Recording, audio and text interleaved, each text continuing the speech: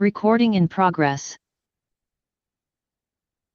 Good evening and welcome to this council meeting. A particular welcome to all of the councillors present in the chamber and to Councillor Lamb, who is seeking to attend remotely, and a particular welcome to those in the public gallery. Councillor Crooks, the United Country. On behalf of all present and those watching our webcast, I would like to acknowledge the traditional owners of this land in which we meet and to pay our respect and to the ancestors and spirits past and present. Thank you, Councillor Crooks. Councillor Lamb has sought to attend tonight's council meeting remotely. Is there a move? Moved by Councillor Gibson, seconded by Councillor Burke. All those in favour? That's carried, and we welcome Councillor Lamb to the meeting. Are there any disclosures of interest? Councillor Crooks. Pecuniary at 10.9. I'll excuse myself. Thank you. Councillor Welch. Significant for, oh, I can't remember the number. 10.15. Thank you. Thank you. The conduct of this meeting is being recorded and made publicly available on Council's website. Those present should refrain from making any defamatory statements. By attending the meeting, you are giving consent to your image and voice being webcast. Councillors, council staff and members of the public must ensure that mobile phones are turned to silent during the meetings of the council. Councillors who need to use their phone to text, talk or engage in social media activity must leave the chamber to do so. The confirmation of minutes. Is there a mover of the minutes? Councillor Santa, seconded by Councillor Spenceley. Any discussion? All those in favour? That's carried unanimously. There are a number of councillors, so you know, there are a number of speakers who have sought to address the public forum on items 10.4, 10.7 and 10.9. Is Councillor Berricky? And now I'd like to move the motion that we bring forward items 10.4, 10.7 and 10.9 and that we open the public forum for the discussion of those items. Seconded by Councillor Lamb, I think. All those in favour? Thank you. That's carried unanimously. And that takes us to the first of the mayoral minutes, councillors. And it's a call on the state government not to repeat the mistakes that we're witnessing with the first stage of the Western Harbour Tunnel at the Rozelle interchange with WestConnex. I'll speak briefly. The background, I think, speaks for itself. And certainly what we have witnessed over the last 2 weeks is a taste of what we may well encounter in the next 4 years. I, as a councillor, have since 2016 been raising concerns about the Western Harbour Tunnel and the impacts of that project, the devastating environmental impacts of that project on our community. And like all of those members of the community who have made countless submissions to Transport for New South Wales and to an upper house inquiry, we have been pointing it out as a council and as a community to Transport for New South Wales that the inevitable impact once it is operational will be that local roads will become choked with traffic, and we are certainly seeing that in the inner west. So on that basis, I urge you to support the mayoral minute. Councillor Welsh, followed by Councillor. Thank you, Mayor. I too worry that the Rozelle interchange will be our future. I worry about what will happen at the Ben Boyd and Military Road intersections post-opening of the Western Harbour Tunnel. Imagine what Ertz, Belgrave and Gerrard traffic will look like, not to mention the traffic on Barry, Miller, Falcon Streets and Pacific Highway. And also the change in ramp gradient from Alfred Street North to the Ridge Street overpass is going from 5.5% to 11%. It is a considerable challenge for cyclists. As someone who thought the previous gradient was steep, I can understand the concerns of cyclists, especially those with electric and cargo bikes who may find the new ramp too difficult to navigate. The removal of essential active transport infrastructure like the Falcon Street underpass is discouraging for cyclists. And I just don't understand how so many obvious errors in design can not only happen, but not be rectified when they are pointed out by so many different stakeholders. I support the Merrill Minute. Thank you, councillor. I had an amendment. Santa. Councillor Santa is next and I'll come to you. Councillor Santa. Thank you, Mayor. Proposed Well, amendment. he's proposing an amendment. he Oh, just said that. Proposed amendment. Oh, good.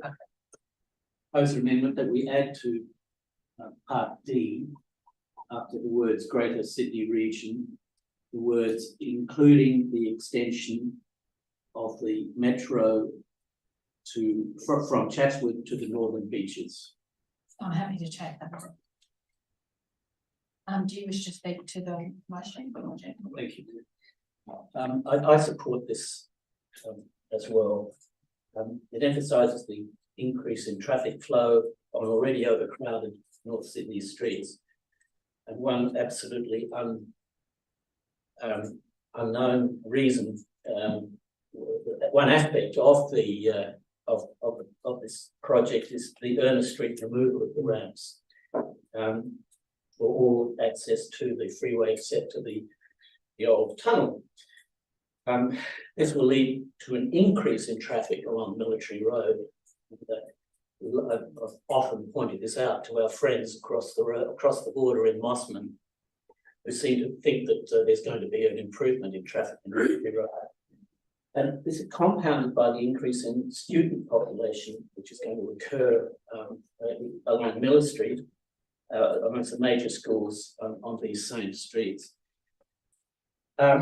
Because of the cancellation of the Beaches Link project, the state opposition will blame the state government for this increase in Military Road, even though the increased congestion along Military Road would have happened anyway.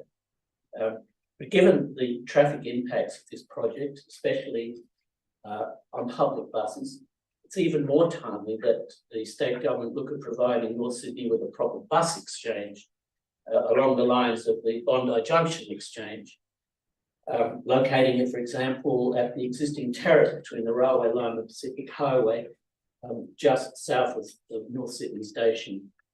This is of critical importance, given the fact that most bus lines serving North Sydney currently use Miller Street in the CBD and its possible conversion to its pedestrian plaza.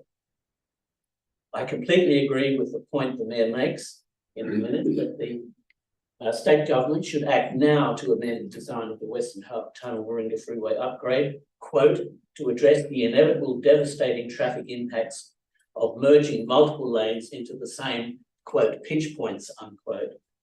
And I would add that the current design is creating new pinch points in direct opposition to the stated purpose of the urban motorway project. I would add that in its review of these disastrous projects, the government now include, in contrast to the brief given to Transport for New South Wales by the previous government, consideration of public transport, especially in the case of the Western Harbour Tunnel Warringah Freeway upgrade, hence the amendment that I've proposed. The extension of the metro line from Chatswood to the Northern Beaches, for example, or as I believe Councillor Burke would like, is improved bus services from the Northern Beaches. Some form of public transport should be included in the consideration of the whole project. After all, the alleged purpose of these projects is to improve transport access to residents of the Northern Beaches, lessen the demand on the Spit Bridge and Military Road. I can think of no better solution to these two choke points than the construction of a public transport access to the Northern Beaches.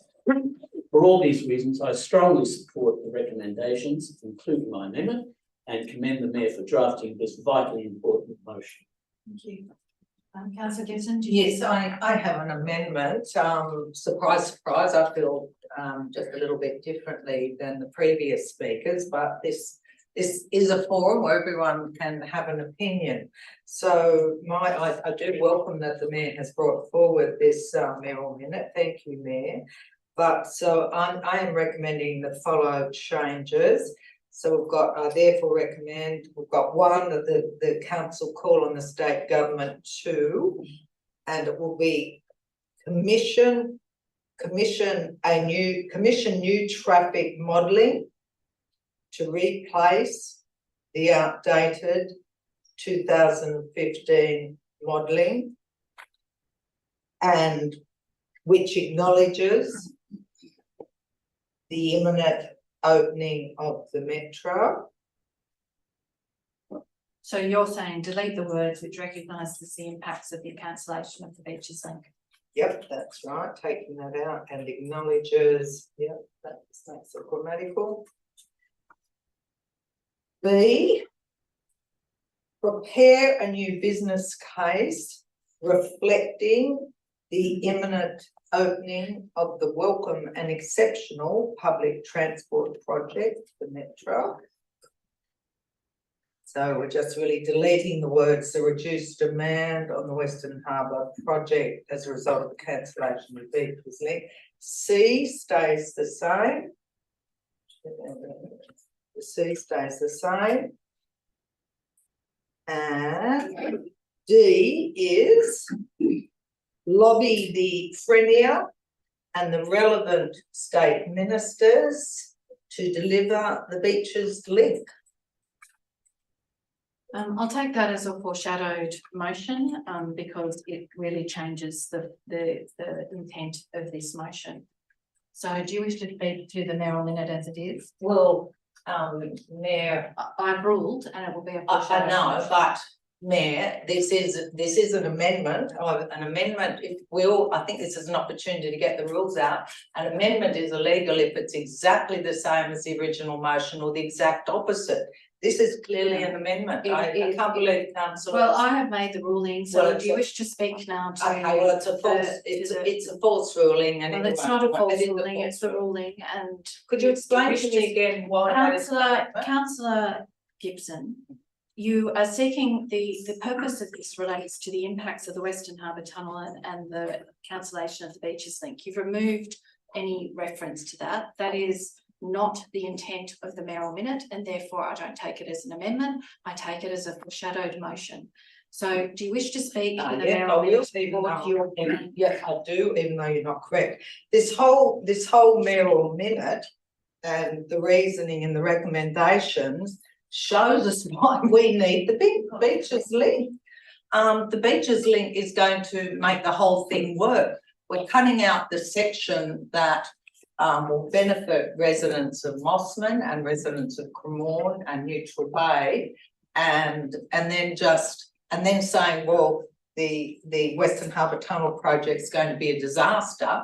Well, yeah, if you cut out the bit that's going to make it work, that will mitigate the problems. I don't agree. The opening weeks of the Rozelle interchange have been disastrous. From what I've been watching it very closely, seems to be bad signage and bad information. We are so bad at directional signage in this country, I can hardly believe it. The first few days, all of the people who wanted to go across the Anzac Bridge, but probably skirt around the city and head on up to Neutral Bay or Newcastle or further, whatever, directed towards the city was ridiculous. I mean, that project should never have been opened until the signage had been finished properly. But the problems already seem to be working their way out. But what we had here, we've just heard councillors acknowledge that we're going to have more traffic on Military Road. Well, that's why we need Beaches Link. As I say, you can't just cut out a section of a project and then think that the remainder of the project is somehow going to work. That's just bad planning, and I will be voting against this mayoral minute. And then I will be foreshadowing a motion, which we need to start lobbying the Premier and the relevant ministers to commit to delivering the Beaches Link. Thank you, Councillor Gibson. Councillor Martin. Thank you, Mayor. As to the public transport option for the northern beaches, it was Bradfield 105 years ago proposed a metro from railway from North Sydney to Manly and to Balgowlah. We've had an awful lot of governments promise to improve things that ignore Bradfield.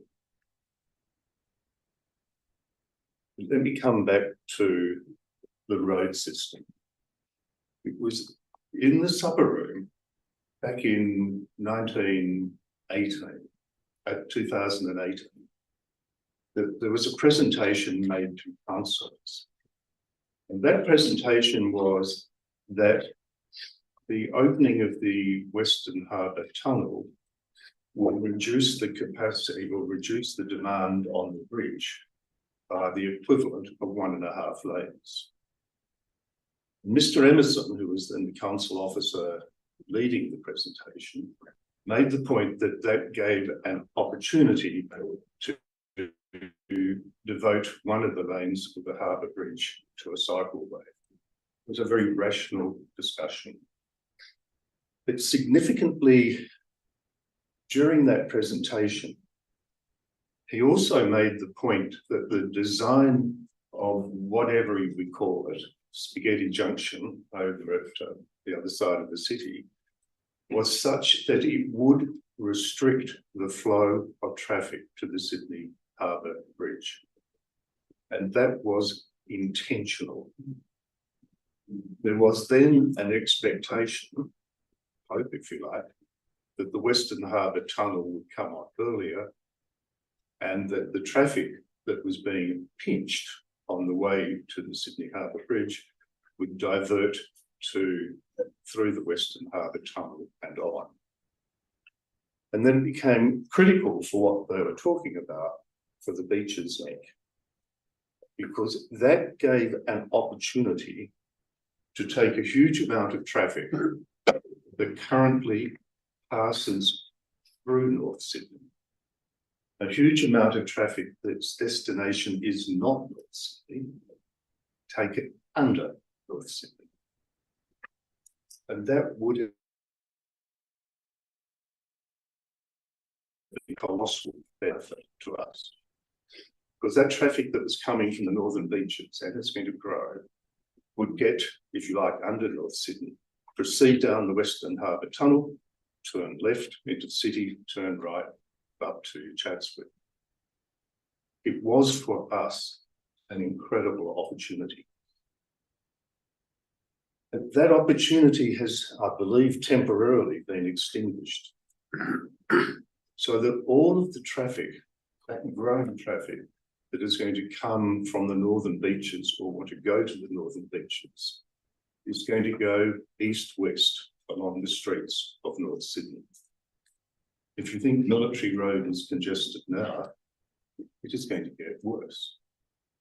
And we've already got people within transport saying there's a pinch point at Spit. Extra lanes, extra capacity needs to be added to Spit Bridge. All that's going to do is deliver more traffic to pass through and not under North Sydney. So when I look at these resolutions and the foreshadowed resolution,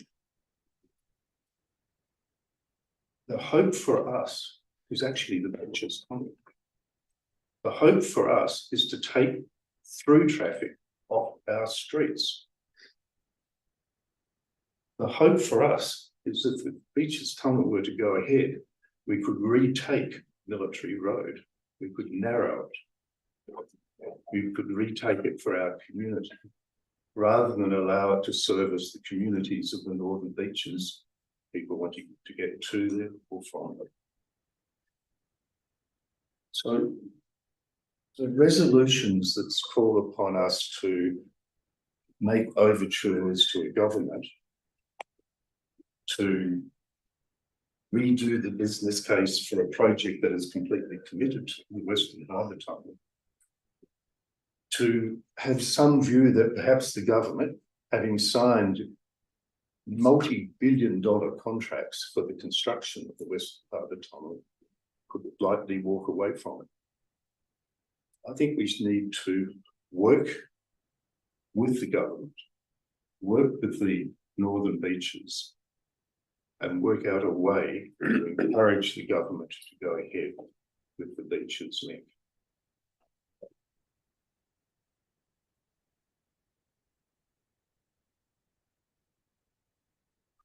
You signalling me or Thanks.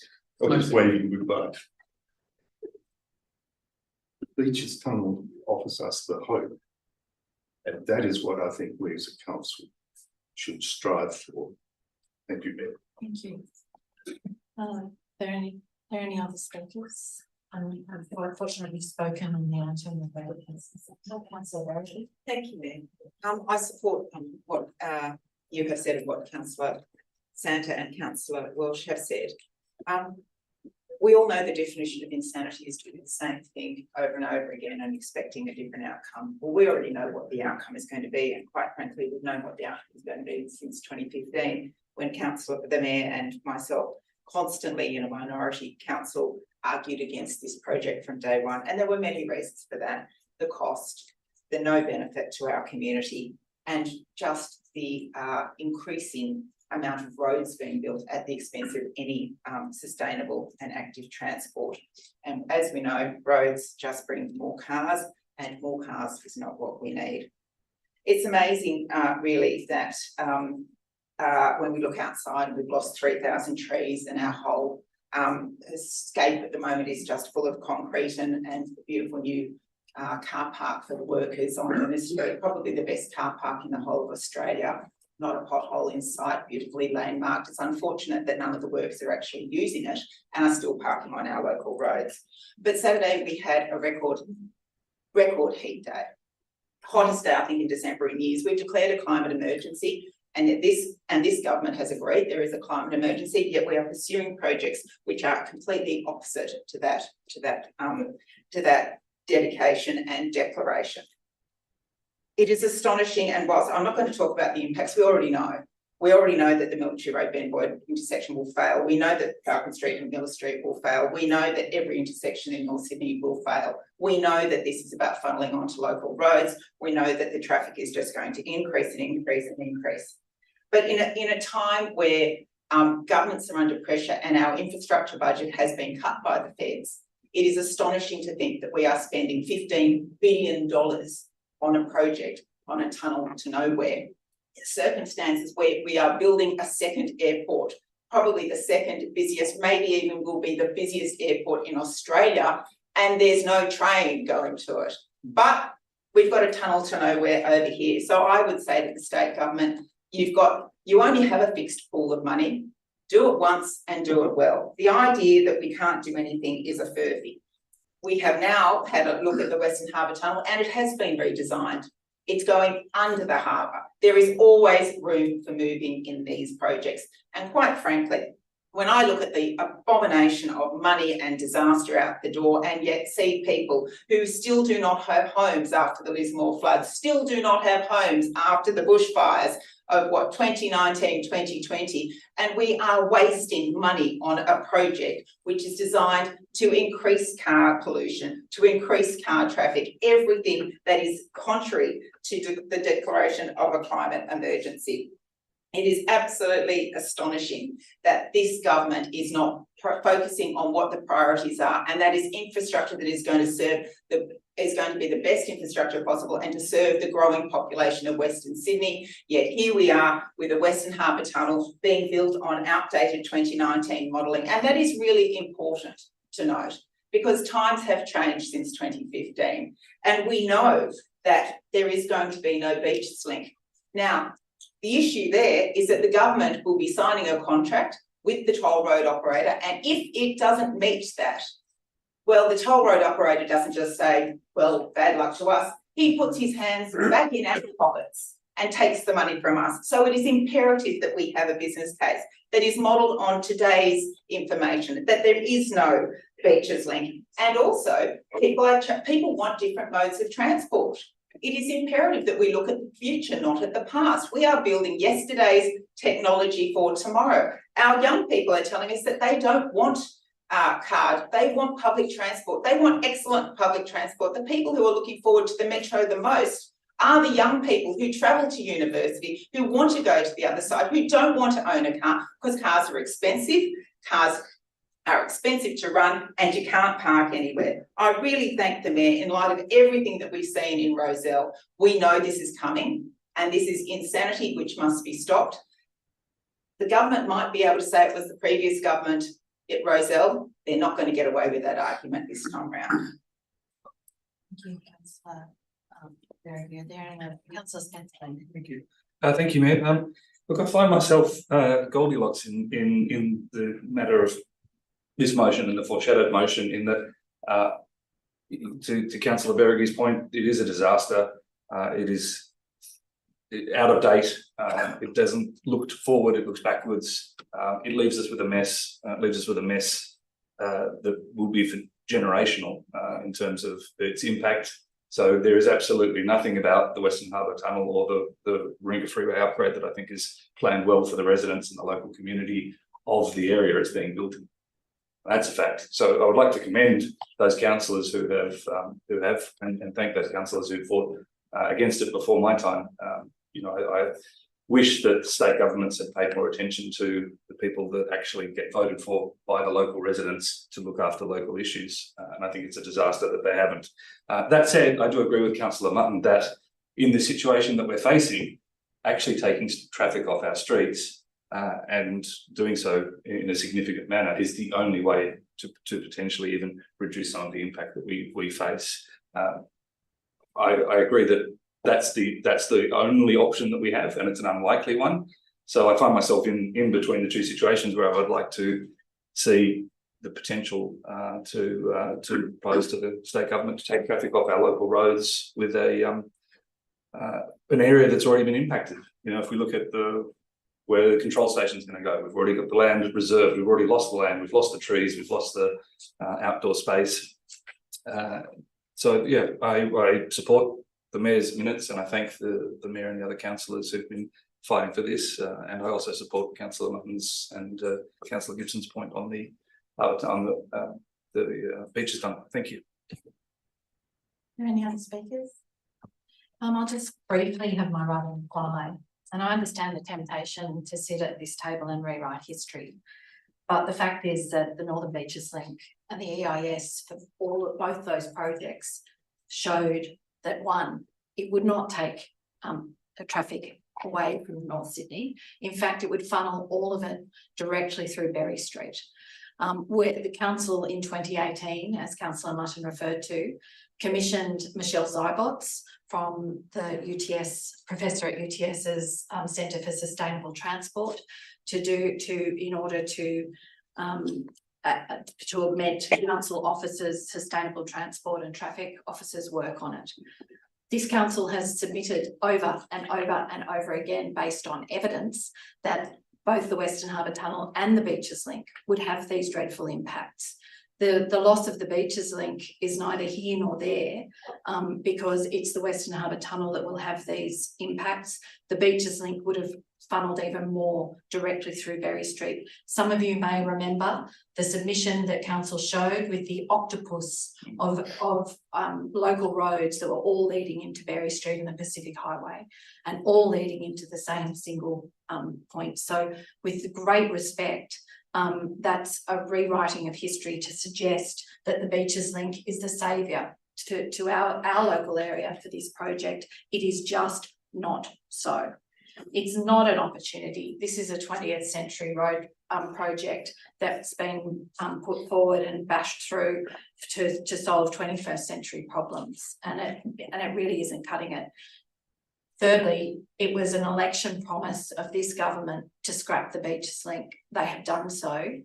And in any event, it was a poor project that was designed entirely to increase the profits for Transurban, because the Western Harbour Tunnel, as it is now, was only ever designed to funnel more cars through to the Beaches Link, which it no longer exists. In any event, the impacts on the North Sydney local government area, for those of us who read the 9,000 pages of each of the EISs, know that on Transport for New South Wales' own modelling, Military Road was going to have an increased traffic post both projects.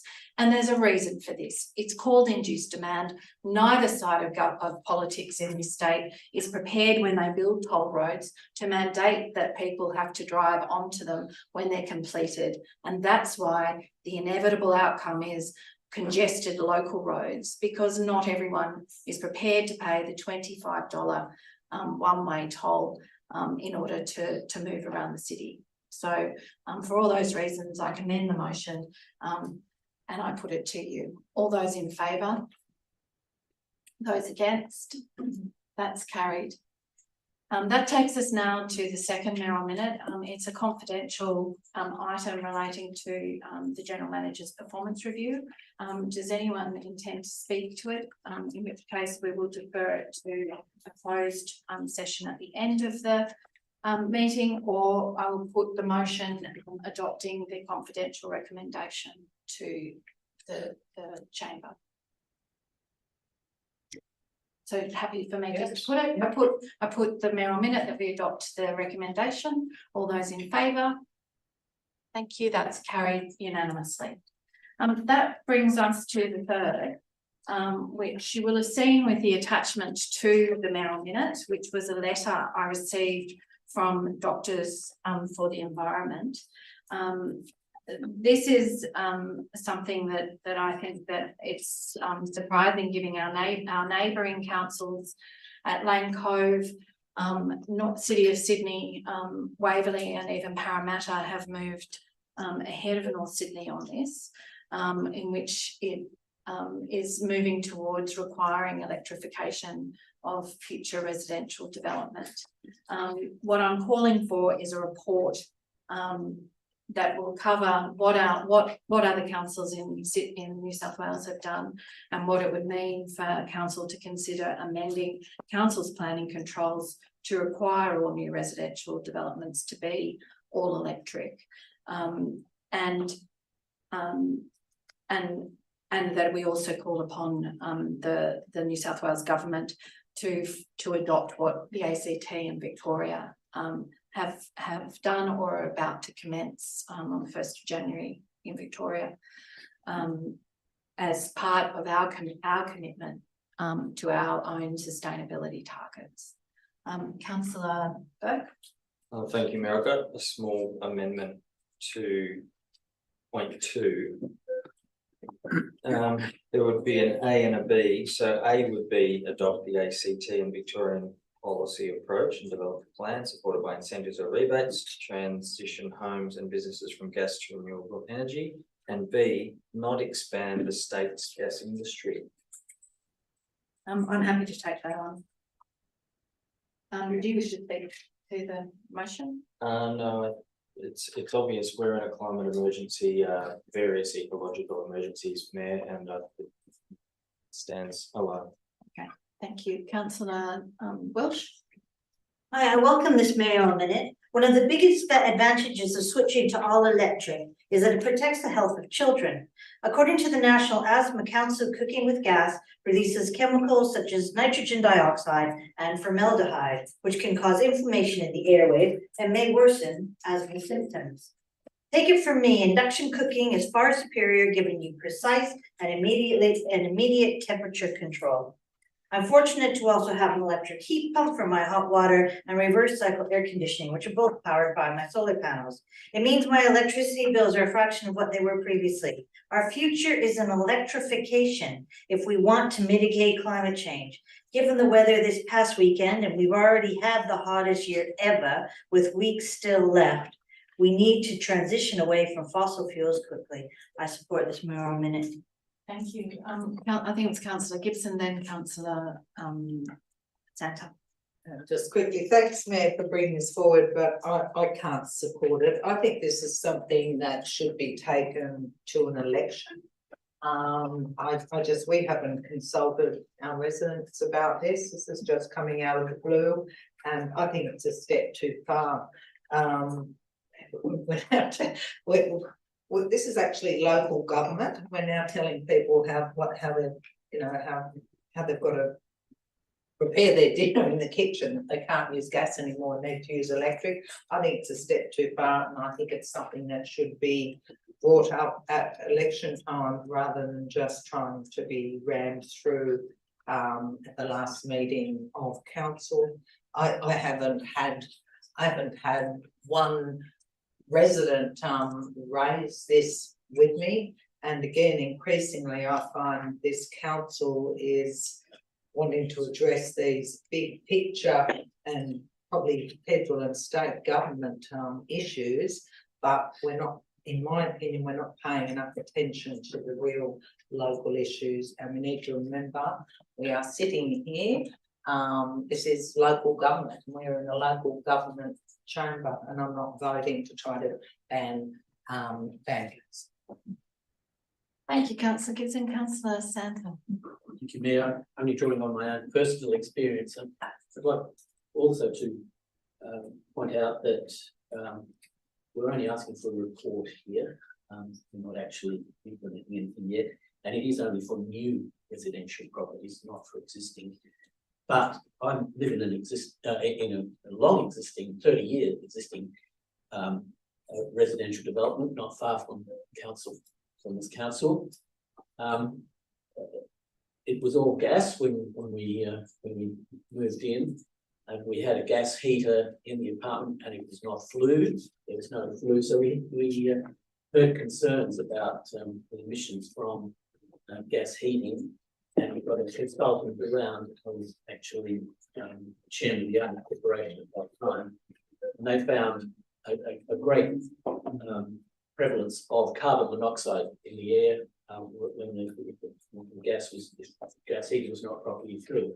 So we immediately removed the gas heater and installed electric. We're about to do the same with our gas stove and install induction as well. So I think this is a commendable report, and I endorse it. Thank you, councillor Sandler. Councillor Spencer. Thank you, Matt. Look, I'm not an expert on gas, and my anecdotal experience is probably not as important as maybe the information that we can get from experts. And I'm happy to support this, but would like to be further educated. So I just propose a slight amendment to the report on amending council's planning controls, also to include a briefing and information regarding electrical load, and the impacts of banning gas in builds over the long term. Thank you. Thank you, councillor Spencer. I'm happy to take on at the end of one, and that a councillor briefing be held prior to the report coming to council. Councillor DeForest and Councillor Mutton. I'm not necessarily against this. I'm just wondering, well, I've Googled it. 47% of our electricity comes from coal. I'm not quite sure how we're helping our environment. That's just what I wanted to ask. Thank you. Councillor Mutton. Very shortly, Mayor, looking around this room, I see air vents up near the ceilings. They were prescribed in the regulations back in the 1930s because of the noxious fumes given off by gas lights and gas appliance. So this has been a problem that has been known about for a very long time.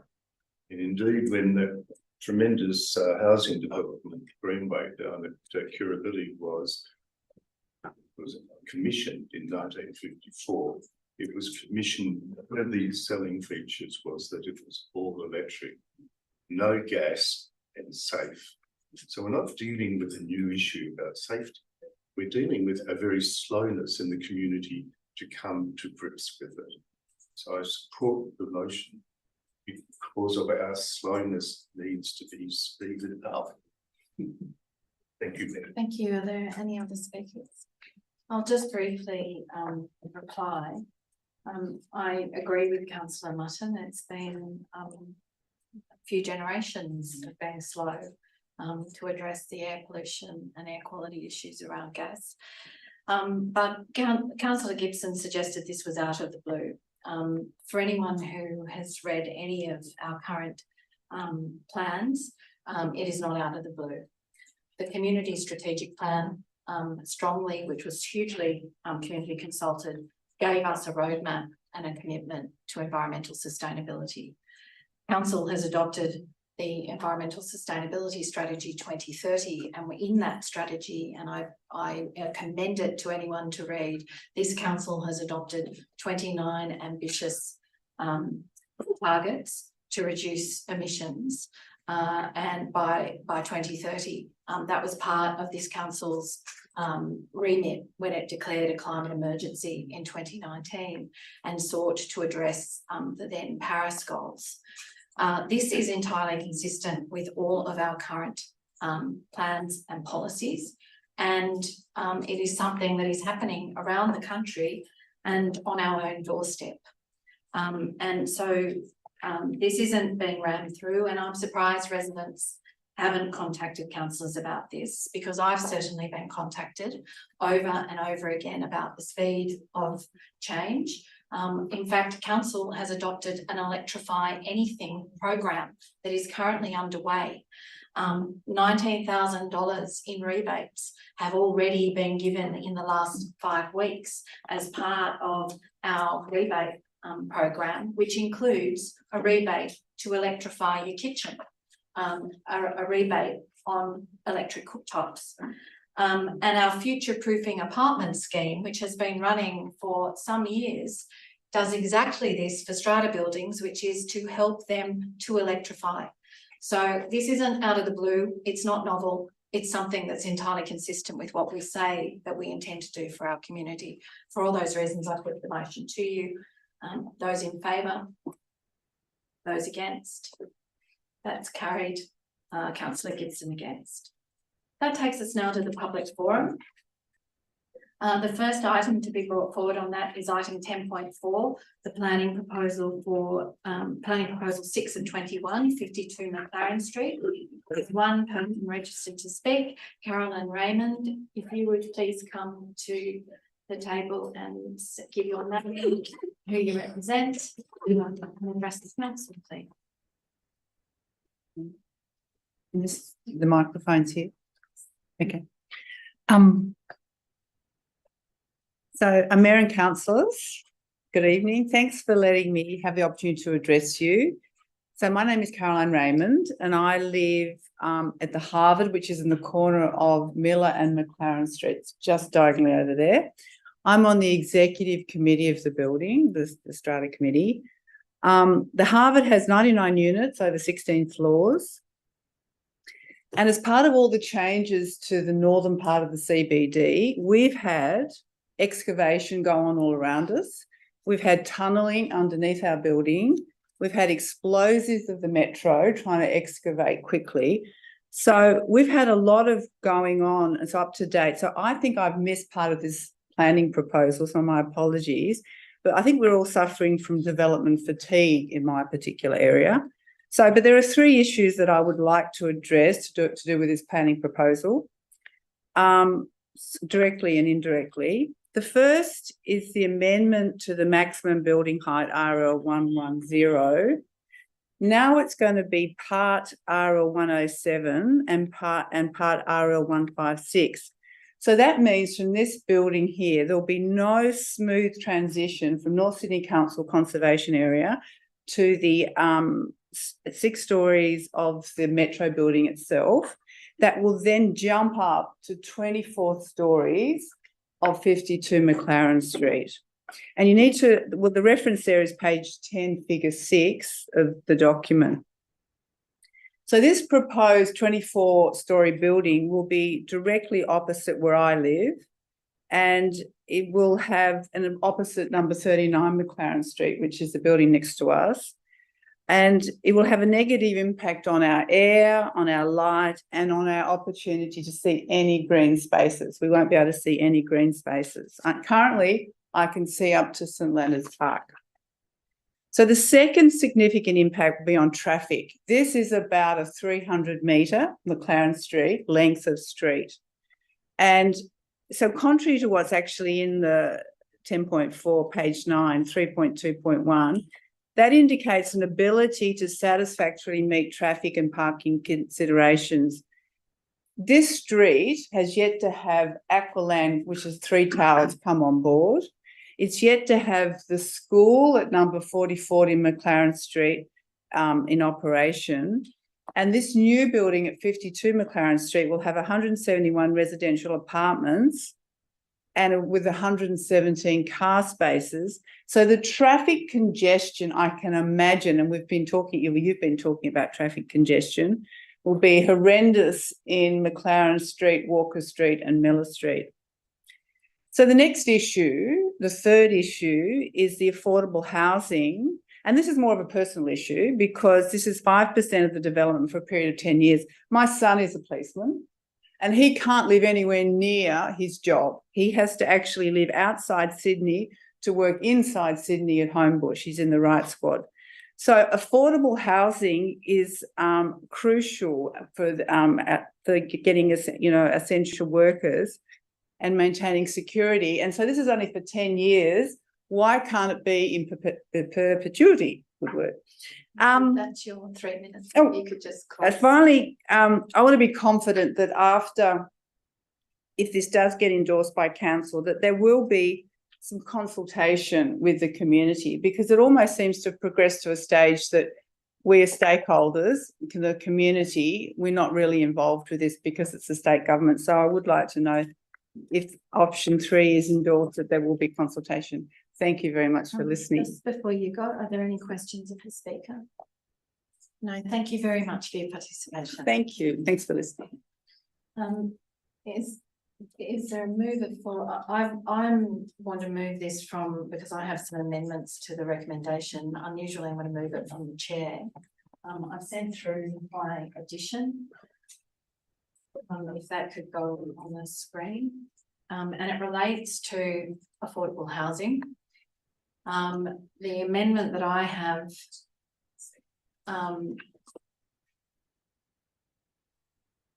so it's an additional point that says that in circumstances in which the subject land is public land, the proponent is a state government agency, Sydney Metro, and the recent pronouncements from the state government promoting a minimum of 15% affordable housing in perpetuity on private development around transport hubs and 30% affordable and social housing in perpetuity on government-owned land.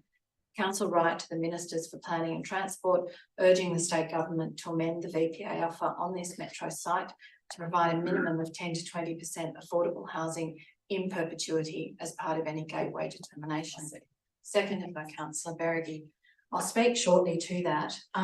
Firstly, I can assure the community members that the point of the gateway determination is to then go to formal community consultation on the planning proposal, which is a rezoning, which is a change to envelopes. It will allow, if it goes through as proposed, 24 stories of residential and another smaller 8-story building and more adjacent to the Winona site. But I think this last one is really important, which is this is the point of the metro, the affordable housing in perpetuity. It's almost pointless at 10 years, and 5% is what the metro are putting to us, which doesn't seem to be consistent with the state government's own policy positions as we understand them through the media. Thirdly, it's really important that we do have the capacity that if this housing over a metro, which I think is inevitable in some form and actually to be ordered in some form, goes through, that we undertake a site-specific DCP so that some of those issues that the speaker spoke about in terms of transition from the metro site through to the 24 stories, about setbacks and about landscaping controls and even about parking rates can be addressed and the community can have input. So for all those reasons, I put the motion. Are there any, Councillor Mutton, do you wish to speak? There's a question. Not long ago, we had someone from the Community Address Council from, I think it was about the Coles development, about these voluntary planning agreements and are they good value and what measures do we apply? When I look at this, on the face of it, there's some real benefits there. I have no way of knowing whether this is a good deal relative to what's happening across the metropolitan area. And I wonder what measures we should apply when we say we should enter into this deal, because right at the moment there are no measures. The Director of Community Planning and Environment. That's the question. Through you, Madam Mayor. Look, this is a question that's been asked in this forum a few times. The first way to respond to that, the voluntary planning agreements are voluntary. So it's purely up to the applicant and council to enter into those discussions and come to a conclusion or an agreement. The applicant need not cooperate with that process. There are no standards, there are no limits, there are no benchmarks. And I know some councils, and this has been the subject of a discussion behind closed doors, that there are some councils that have attempted to make more systematic these discussions, and even in a policy sense. But the state government has very strongly come out to say there shouldn't be a format for these things and standards and those sorts of controls. They are purely and simply an arrangement between two parties, an agreement that can be reached. And in this case, I must say that we have been discussing these arrangements with Transport for over 12 months. And this is the position that we've come to. I agree with the Mayor's position in terms of affordable housing that 10 years has been put forward can be improved upon, and I think it's worthwhile to formally put that to Transport and planning and seek a different determination from this political body rather than the council staff.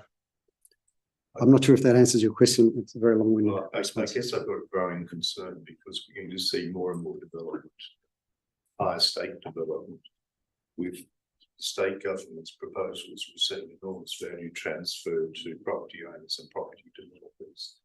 And I'm looking for some guidance as to how council can maximise its take at these deals going forward. I'm not critical of this particular one. I'm just floundering in the dark because I've got no way of knowing whether it's good or bad. And I guess I'm looking for some guidance. It may well be that we need a briefing on this because it's an emerging problem, an emerging issue. And I might, just as a follow-up question isn't it correct that we had some sense about value capture, for want of a better term, in our own planning on St Leonard's Crow's Nest precinct planning studies, where we commissioned economic modelling on what the uplift for each additional square metre was, so that we could, one, so it was accountable and transparent, but two, so we could have a measure about what sort of value was being transferred in return for any BPA.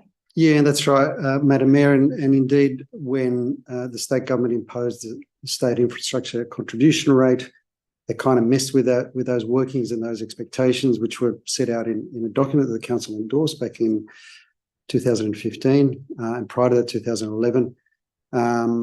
And now the new tax that's been imposed on or is about to be imposed on all development with a productivity contribution rate is also missing with that with those that understanding.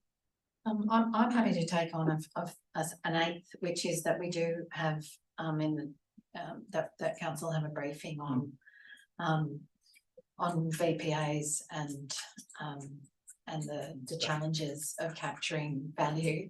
I think it'd be very useful. So if my second is happy to take that on, I think we should. Councillor Burke. Thank you, Mayor. And firstly, thank you to our residents, Raymond, for coming along and giving a personal viewpoint on the impact of these types of gross overdevelopments. They have very big mental health impacts on a lot of people when your beautiful home, your view, your solar access, your street is congested. And so they're really important points. And I've wanted to make a few points that Ms. Raymond made, but I'll digress to a couple of other things. And obviously we have a broader infrastructure deficit in this community, sport and recreation space, schools, etc.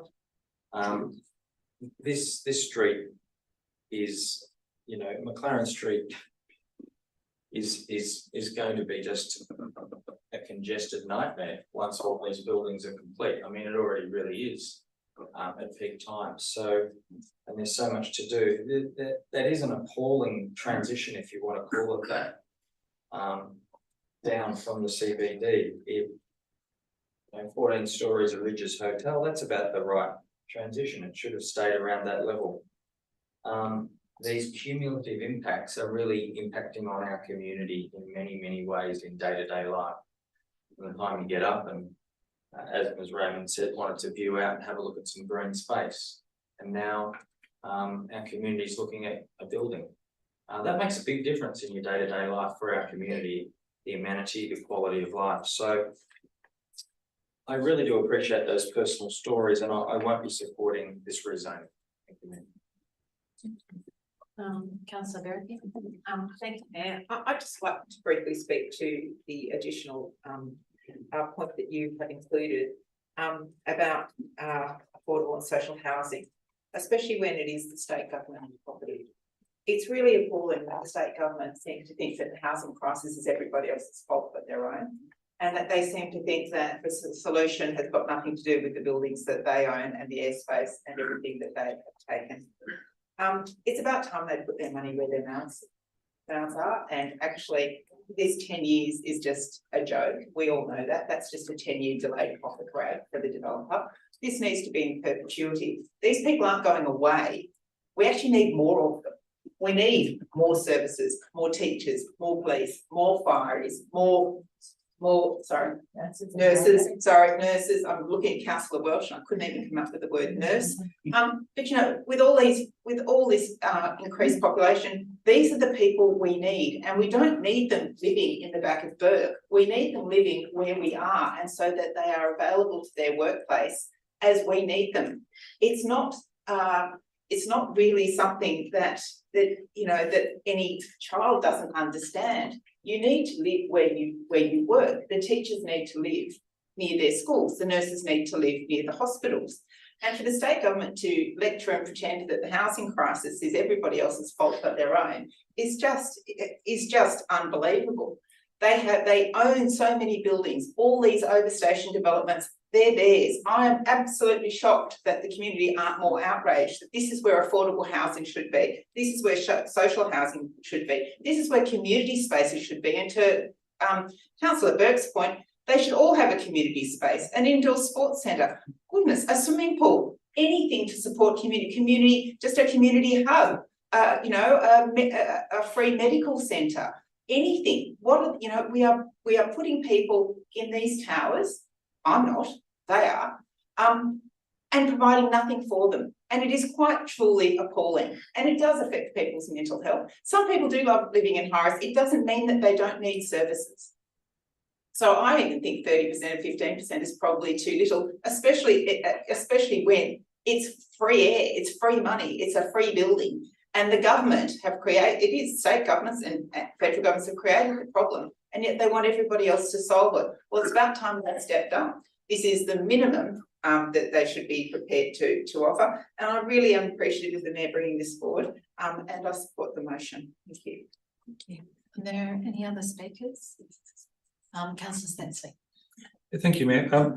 Look, as someone came from a background where having two parents and my parents having to live outside of back in the day when Belrose was, as my grandparents described it, the end of Sydney, how times have changed. I truly understand this, and I think this is an embarrassment for the state government on record. This should be, in reverse. There should be 90%, 95%. Social and affordable housing, and if the state government can't do it, who can? So this is from my perspective, not even, and I thank the Mayor for her amendment, but I don't think this is going far enough. I don't understand why we aren't writing to the state government and saying, why isn't this predominantly, for the community and for those that can't afford to live where they work, and why isn't it more about space for our community? God forbid, this is just such a rare opportunity, and yet this is what the state government seems to do with it, which is what everybody does with the space, but turn it into a profit centre. So Are you moving an amendment that way? I would like to move an amendment that we I'm go further. happy if to we- add that, yeah, I'm happy yeah. to add that in, and so, if you could bring it back to the screen. I think the amendment is that we take, the state government takes an opportunity to redefine. The 10 to 20% that I added in there was because that was what the design excellence panel had recommended. So, right to the Ministers for Planning and Transport urging the state government to amend the VP offer on the metro site to provide for affordable housing. I think we leave in in brackets at no less than At a minimum that the. at a minimum of 30%, but ideally in 100%. And the inclusion of appropriate community spaces to serve the population. Yeah, well, it's in perpetuity. Keep with it. So I'm happy to take that on. Are you happy to take that on as Deborah? Yeah. Thank you. Are there any, Councillor Welsh? Oh, I'm just gonna give another little anecdotal account of how important the social housing is. I have a friend of mine that works in the neonatal intensive care unit in Royal North Shore Hospital, and she lives in Gosford. She works 12 hours. She takes her over an hour to drive to and from. She's working night shift, she's working day shift. So I have 5 nursing friends that are living in one unit. Their lease is coming up in January. They can't find other accommodation and they're gonna have to move out of this area. What's going on is just absolutely appalling, and I support the motion and recommend and amendment. Thank you. If there are no other speakers, I put the item. All those in favour? Those against? That is carried. That takes us to the next public forum item, 10.7, planning proposal 9 of 2022, 17 to 25 Falcon Street, Crow's Nest, and the voluntary planning agreement. We have 2 speakers. The first is to attend remotely, Mr. Ian Cady.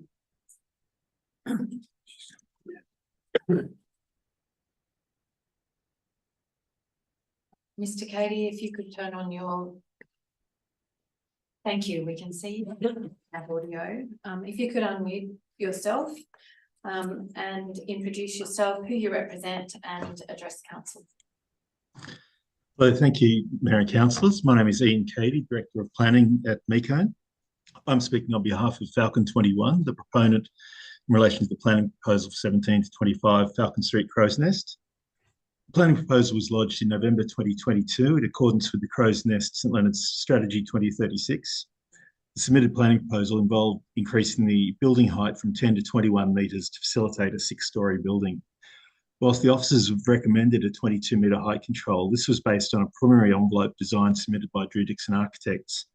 Whilst I commend both this scheme and the officers' report to Council, more detailed testing has identified that some additional flexibility is appropriate to facilitate the envisaged 6-storey building. At page 7 of the officers' report, reference is made to a 2-metre cross fall from northeast to southwest. However, measured from northwest to southeast, that fall exceeds 4 metres. If it would assist councillors, Lauren Honey from Drew Dixon Architects, who will be speaking after me, can share a simple sketch illustrating that a small part of the southeast corner of the upper floor would exceed the proposed height limit. In addition, both the preliminary envelope and more detailed design have been based on the minimum permitted floor to ceiling heights permitted under the ADG, providing no flexibility should any variation to these minimums be required. An additional 500 millimetres on the proposed height control would provide such flexibility, averting the potential need for a future clause 4.6 variation at development application stage. Alternatively, an additional part to clause 4.32a could provide a further exemption from the height control for this site owner. The officers' report identifies a gross floor area of 3,512 square metres, which represents an FSR of 3.94 to 1. No change is sought to this, merely a slight adjustment to the height control to facilitate the detailed design testing that has now occurred. The additional height sought would marginally overshadow only a small number of properties on Haybury Street in the late afternoon in winter. However, these properties otherwise have unrestricted solar access and will easily maintain ADG compliant solar access. In conclusion, our preferred solution is to add 500 millimetres to the proposed height control. That is a 22.5 metre control instead of the recommended 22 metre control. Alternatively, an exemption could be added to clause 4.32A for the site. Thank you. Thank you. Are there any questions of the speaker? No, thank you very much for your participation. The second speaker is Lauren Honey. If you would come forward, please.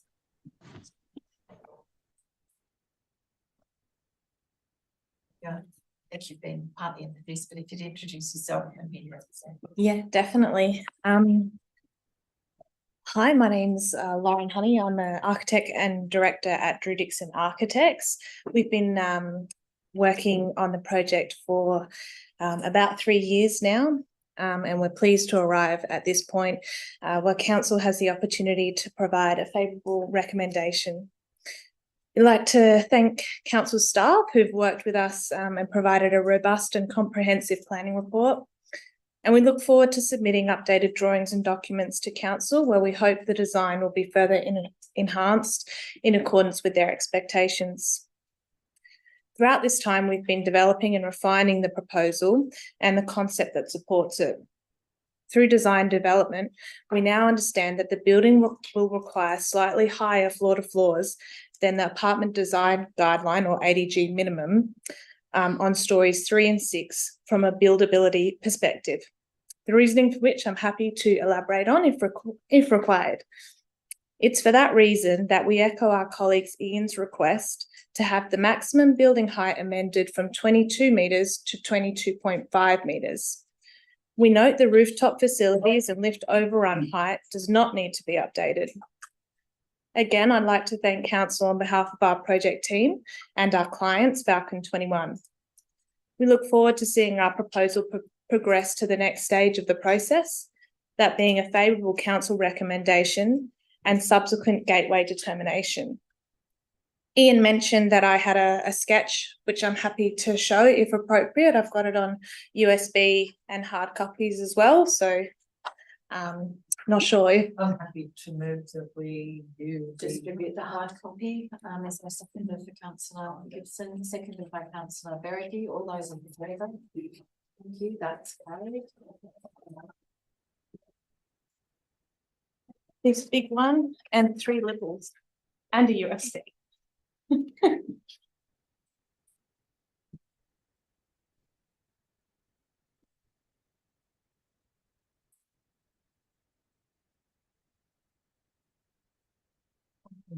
Yeah, and if we could give maybe the copy to the planning staff.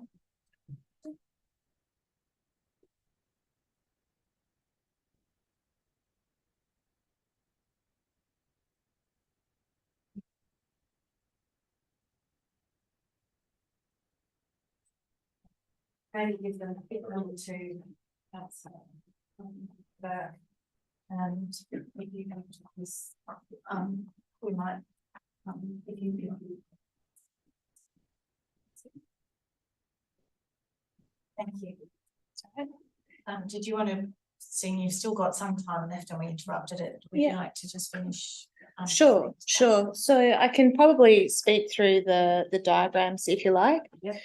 So the first one on the left-hand side showed in blue, that's the 25 metre height plane, or the area 2 height plane. So we're not saying that we want to change that satisfies rooftop overrun and communal rooftop facilities.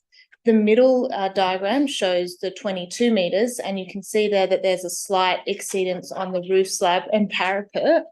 And then the 22.5 on the right-hand side shown in green shows that that roof slab and parapet are now under. Yes, the rooftop staircase and lift is over, but that would then be under the 25, which is that area 2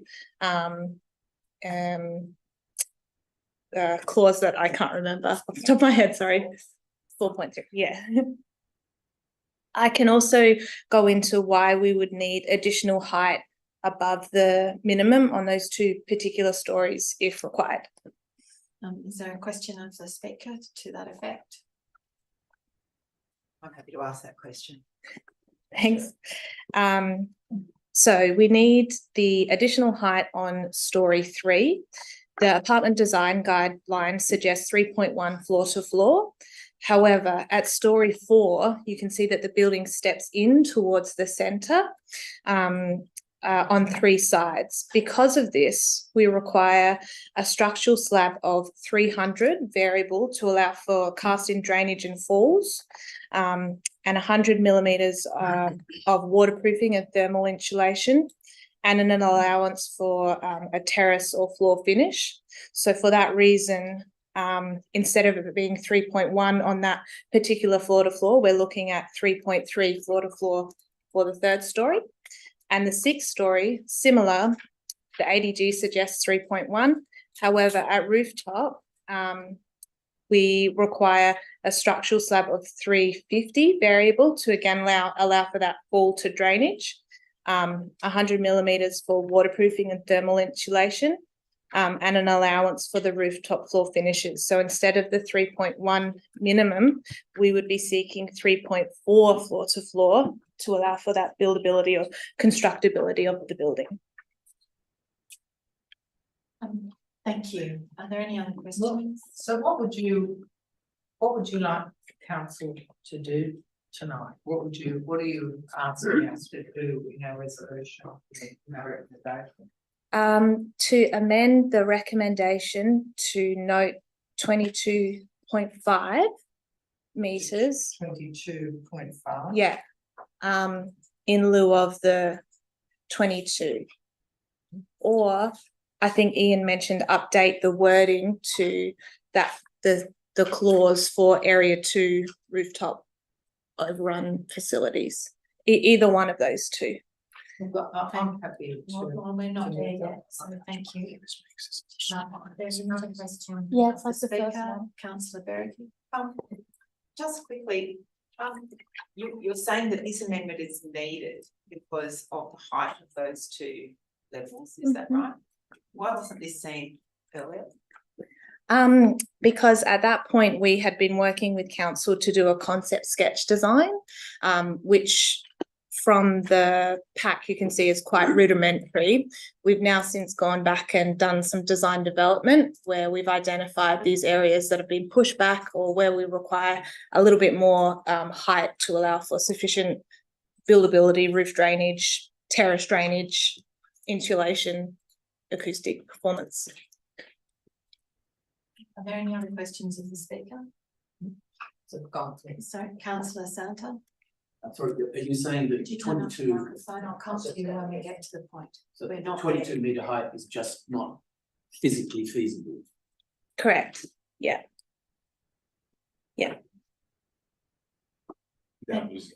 Sorry, thank you. Thank you. Are there any other questions of the speaker? No, thank you for your participation.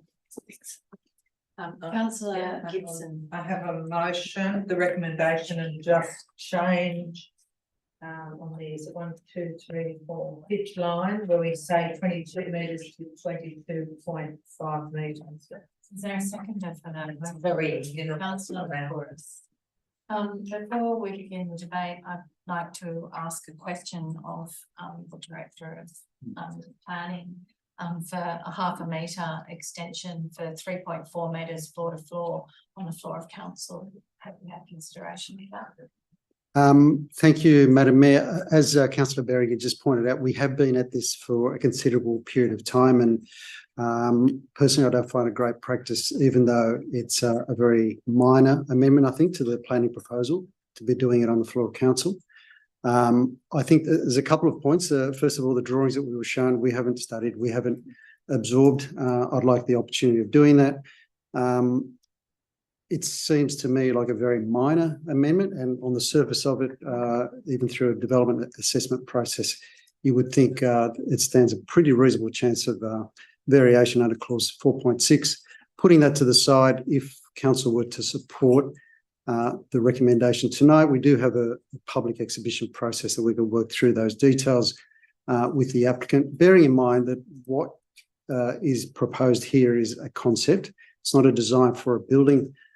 So we need to be very clear about those things. I think the council is on firm ground to go forward if it chooses to endorse this, to have further regard for the half a metre variation through the exhibition of the planning proposal. I have a question, but that will slow the process up. What if this is the last meeting of council? So through you, Madam Mayor, what I'm saying, if the council wants to, is of a mind to support this proposition at 22 metres, it will be forwarded onto the Department of Planning for a gateway determination, which would enable the exhibition of the planning proposal. And through that exhibition process, we can work with the applicant. If it's indeed necessary to amend by half a metre, then we'll come back with a recommendation at the end of the exhibition process. Just for clarification, councillor Gibson, this tonight will take it out onto formal consultation. But I know, but my point is, we're talking about half a metre. Councillor Berry, did you I have a just had a question? follow-up. And if we did defer this, I mean, I'm just concerned when half a metre, we actually haven't, your council staff haven't analysed all the impacts across this. Often when you put something over here, it does affect everything else. And I agree it's poor practice to be doing this on the floor of council when it hasn't been assessed. In terms of deferring it to the next meeting of council, would that be, if we did defer, would it be the first meeting back to council to be able to provide a resolution? Yeah, if through you, Madam Mayor, if the council wanted to defer for further investigation of that 500 millimetres, it would certainly come back to the first council meeting in February. But could I do a follow-up, which is what you're saying is that if we adopt the recommendation in the report, it will go out onto Gateway, and as part of the community consultation, the further half a metre can be considered at that Correct. time. Correct. Yep. So you don't need to amend. Right. So Mary, your question? Would the community be made aware of the 22.5 in terms of, it doesn't to me note that here in the motion, how would the community know that there's a consideration of 22.5? And could we just include that in the in what is provided to the community for feedback? Through you, Madam Mayor, the council would put out on exhibition 22 metres as a height limit if that's what was endorsed and if that was what the Department of Planning endorsed. And the applicant would be making a submission to increase it by 500 millimetres or whatever discussion we undertook. And we might find that on the basis of our discussions, it's not necessary. So no, we wouldn't go out with a 22.5 metre building if the council endorsed what's before the council tonight. We go out with 22 metres with a submission from the applicant seeking an additional 500 millimetres. Thank you. Are there any other, councillor? Thank you, Mayor. Yeah, look, I think this is much more in line with. Do you have a question? No, sorry. Okay, thank you. Thank you. Are there any other questions of Mr. Occhionsi? Thank you. Councillor Gibson, do you wish to speak to your motion? Yes, I do. Look, we can make decisions like this on the floor of council. That's exactly what we're elected to do, councillors. We're talking about a tiny difference here. And if we can progress this matter tonight, and we've been given all the information that we need to by the applicants to see why they for all the reasons why they need an extra 500 mil. If we can just sort this out tonight, if it goes out, if we say 22.5 tonight, if there's a major planning problem that arises, well, the staff can then address that during that period. I know that's correct. So if it was a problem, the staff could advise of that during the period. I think we're nitpicking here. Let's just make a decision to support a sensible outcome here. May I have an amendment? Thank you. I'd like to move deferral of this item to the next meeting. And the reason for that is that we aren't fully informed. The information has just arrived on our desk.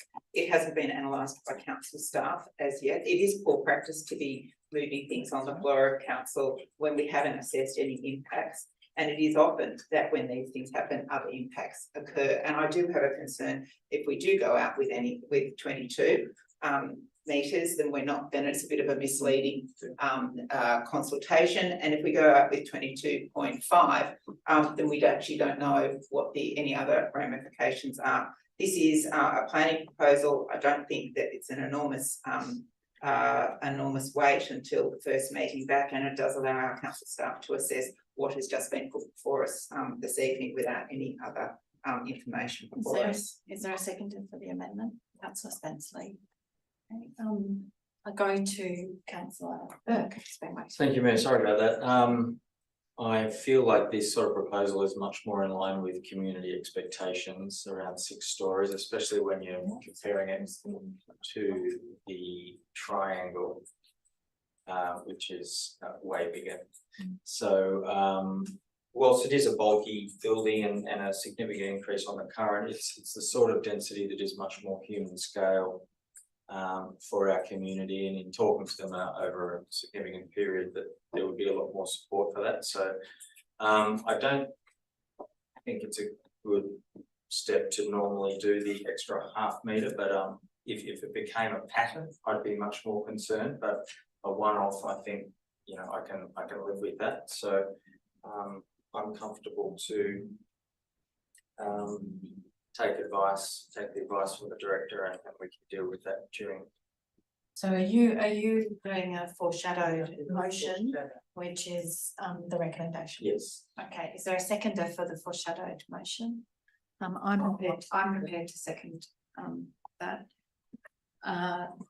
So that takes us back to the amendment, and Councillor Spencer, did you wish to speak? Sorry, Mayor, it's just to support the amendment, Councillor Berkey's amendment, that we follow due process and that we go out to the community with a considered approach, you know, from internal staff, and that we aren't putting a foregone conclusion to the community, nor are we misleading them, or not misleading them intentionally, but providing a highly likely number in terms of the height plane that isn't likely what's to be considered. So I support it.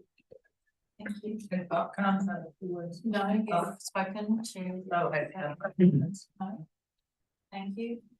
Is there any other discussion on the amendment? No, then I'm going to put the amendment, which is a deferral. All those in favour? Those against? The amendment was carried. I put the amendment becomes the motion. I put the motion for deferral. All those in favour? Those against? That's carried. So that will come back to the next meeting of council. That takes us to the final brought forward item. We have a remote speaker, Chris Pomino, item 10.9 Young Street road closure.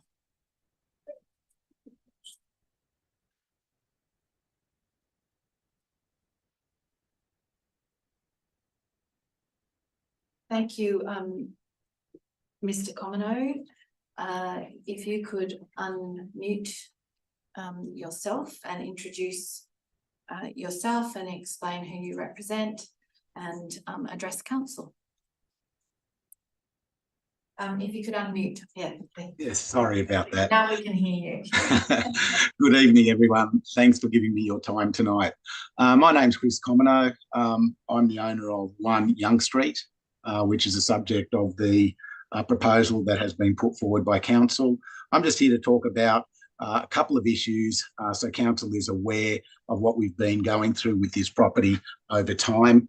Back in 2019, proposal was put forward, which was shared, sorry, I've just lost my notes here, which was shared with business owners in the area, but not with property owners. The problem being that we found out about it after our major anchor tenant had left the property. Now, 1 Young Street has some particular nuances, which I know some of the business restrictions also apply to other businesses, but the actual accessibility to 1 Young Street is via Young Street only. There is no secondary access to this particular building, which means once Young Street was closed off, all access to our building was removed. The proposal that the council has put forward re-establishes some of and addresses this problem, particularly for my building, but will also allow deliveries, access by emergency services, improvements and maintenance to be carried out, which is extremely difficult at this point in time with that property. The proposal that's been put forward provides re-establishment of the parking spaces and some loading zones there. I know you may think that I'm talking about this from a personal perspective. I'm actually not. Bell Property was the anchor tenant at that time. They moved out because of the accessibility issues, relocated down the street. McGrath next door relocated for similar issues. The news agency had to relocate because of accessibility issues. And these properties remained vacant for more than 2.5 years after that. At 1 Young Street, we basically have a pop-up tenant there. We have been unable to re-establish any sort of service that would really be of benefit to the local community. The traffic that has been caused by closing Young Street has been an absolute catastrophe. The safety and the heavy vehicles and movements around that area. I get the feeling that the proposal that was put forward previously confused residential and commercial. You can't have commercial approved premises without being able to supply services. I know we're moving towards a combined residential commercial precinct. That's not the concern, but compromises need to be made on both sides without destroying the local business community. I feel that the proposal goes a long way in addressing this concern, particularly for my property, but also I think will address some of the concerns for the adjacent properties and properties directly opposite our building. I'm supportive of the proposal that's been put forward by the council, and I'm looking forward, since after 5 years, in being able to get a tenant that can actually provide some service to the local community. The council. 3 minutes. Yep, I'll just finish up. I've got it. Yep. We would love to have somebody come in there to provide a restaurant or something that can actually be beneficial to locals, but you can't do that without being able to provide access and services for those businesses. Thank you very much for your time. Thank you very much. Are there any questions of the speaker? No, thank you very much for your participation. Councillor Berry, I'd like to move the recommendation. is there a seconder? Councillor Welsh. I'd like to move an amendment or ask Councillor Berry whether she'd take on some additional points, which I think We'll put that. otherwise I'll move it as an amendment. It's just A, B and C, well, most of this is just note.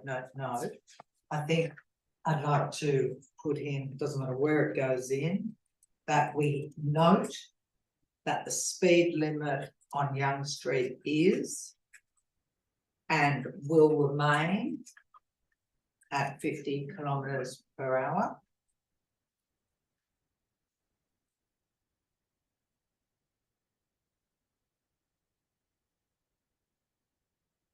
It's very important that we. Have you got other amendments? Yes, I do. Thank you, Mayor.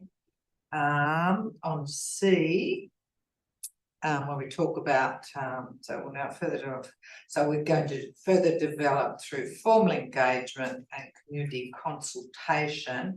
I just think it's better if we add on there commencing no earlier than February 23, because we don't want this happening during January, during school holidays, whatever.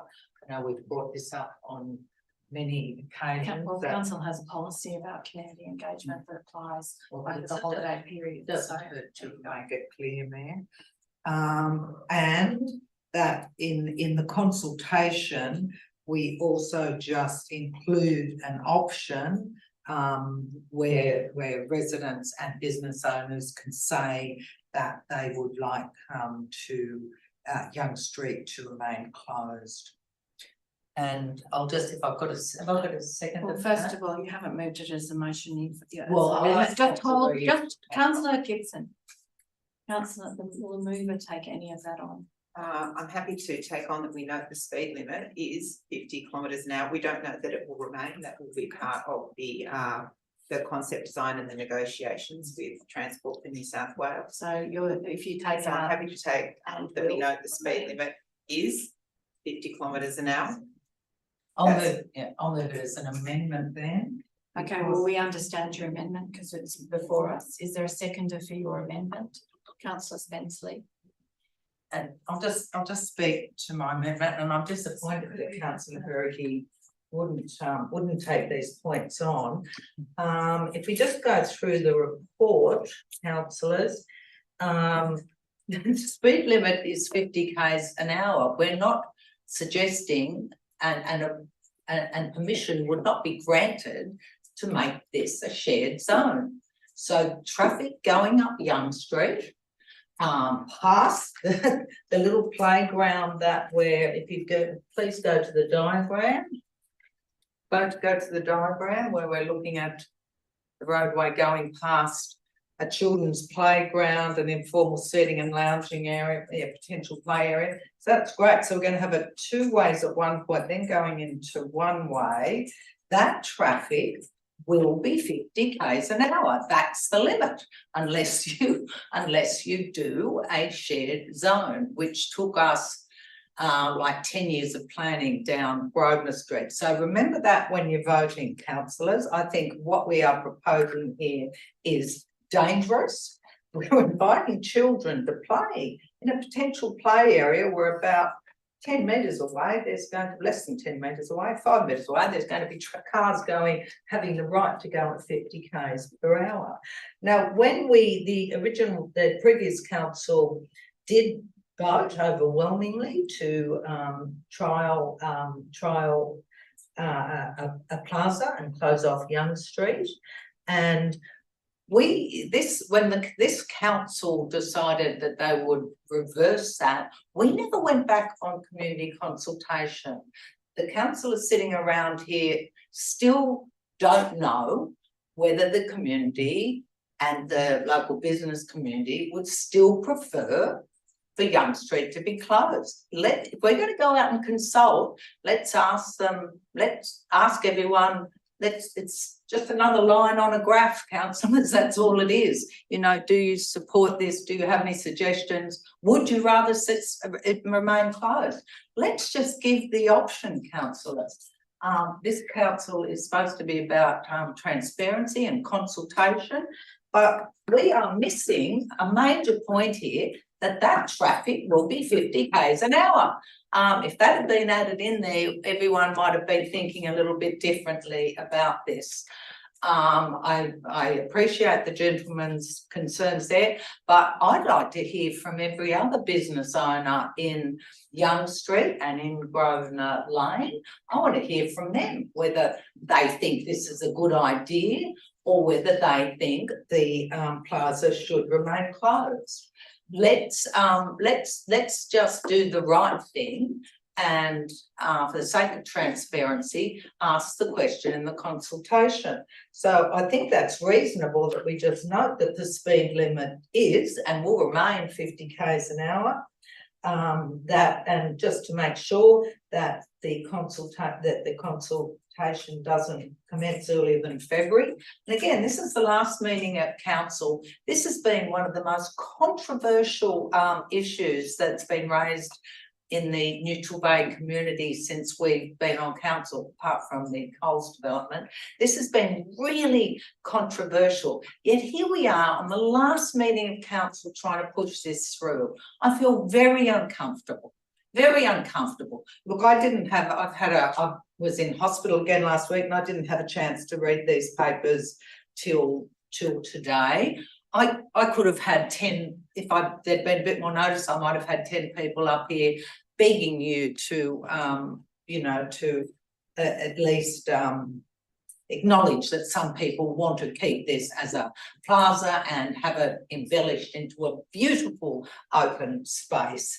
So let's just, I think what I'm asking here is very reasonable. I think it's a good compromise. And again, try to push this through right before Christmas at the last meeting of council. if this is pushed through like this tonight, I'll be getting on every Facebook site and just advising the community that this council is Well, you'd be is very being careful. disingenuous. Well, that would have you, I'd be very concerned if you were going to try and bring the council into. Well, I think I have a right to point out to the community that this has been pushed through at the last meeting of this council, and it's not good practice. Mayor and Councillor Berrigy and all of us, we have protested to state and federal governments over and over again when they try to do controversial things at right at the Christmas period. You know, That's why we have a policy not to do it. Thank you. well, we shouldn't be doing this now. Are there any other speakers on the amendment, Councillor Burke? Mayor, I have a question. A question in particular in the report, there's been discussion of a north or a south one way. Possibly yourself or the Director of Open Space and Infrastructure were able to talk about why that decision was made that way, and in discussions with Transport for New South Wales. Mr. Parsons, if you would come forward for Councillor Burke's question.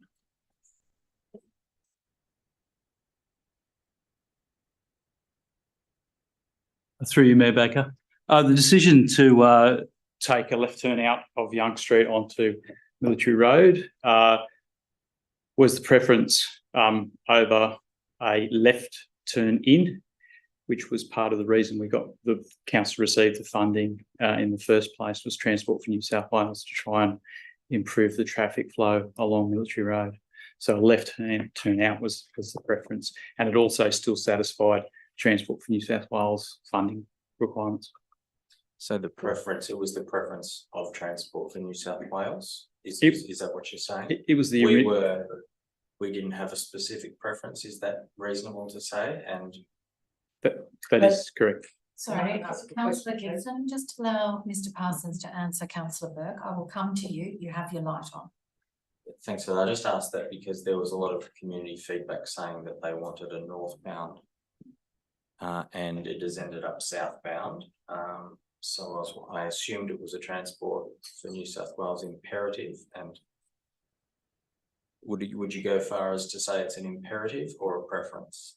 It's a preference, but it is a requirement of the funding, so that was part of the funding deed.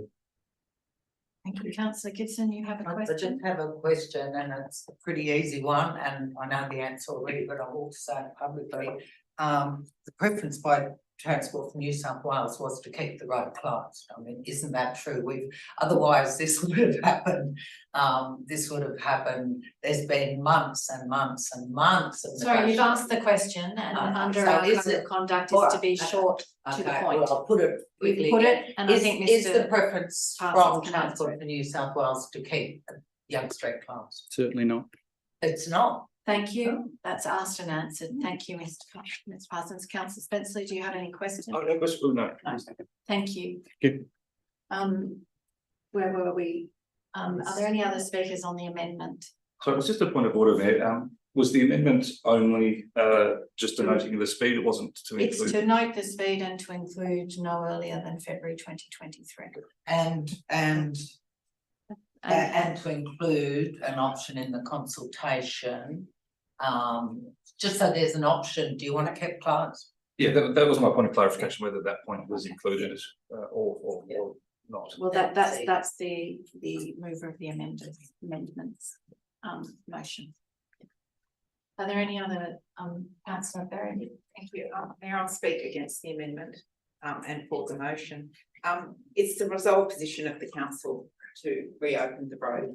And that's why we are going out on community consultation. And I would note, I do find it a bit disingenuous to suggest that this is being rushed through and that we should, and rushed, and yet in the previous item before the council, it was being suggested to rush through a building height change in the last meeting of council. So I'm not quite sure,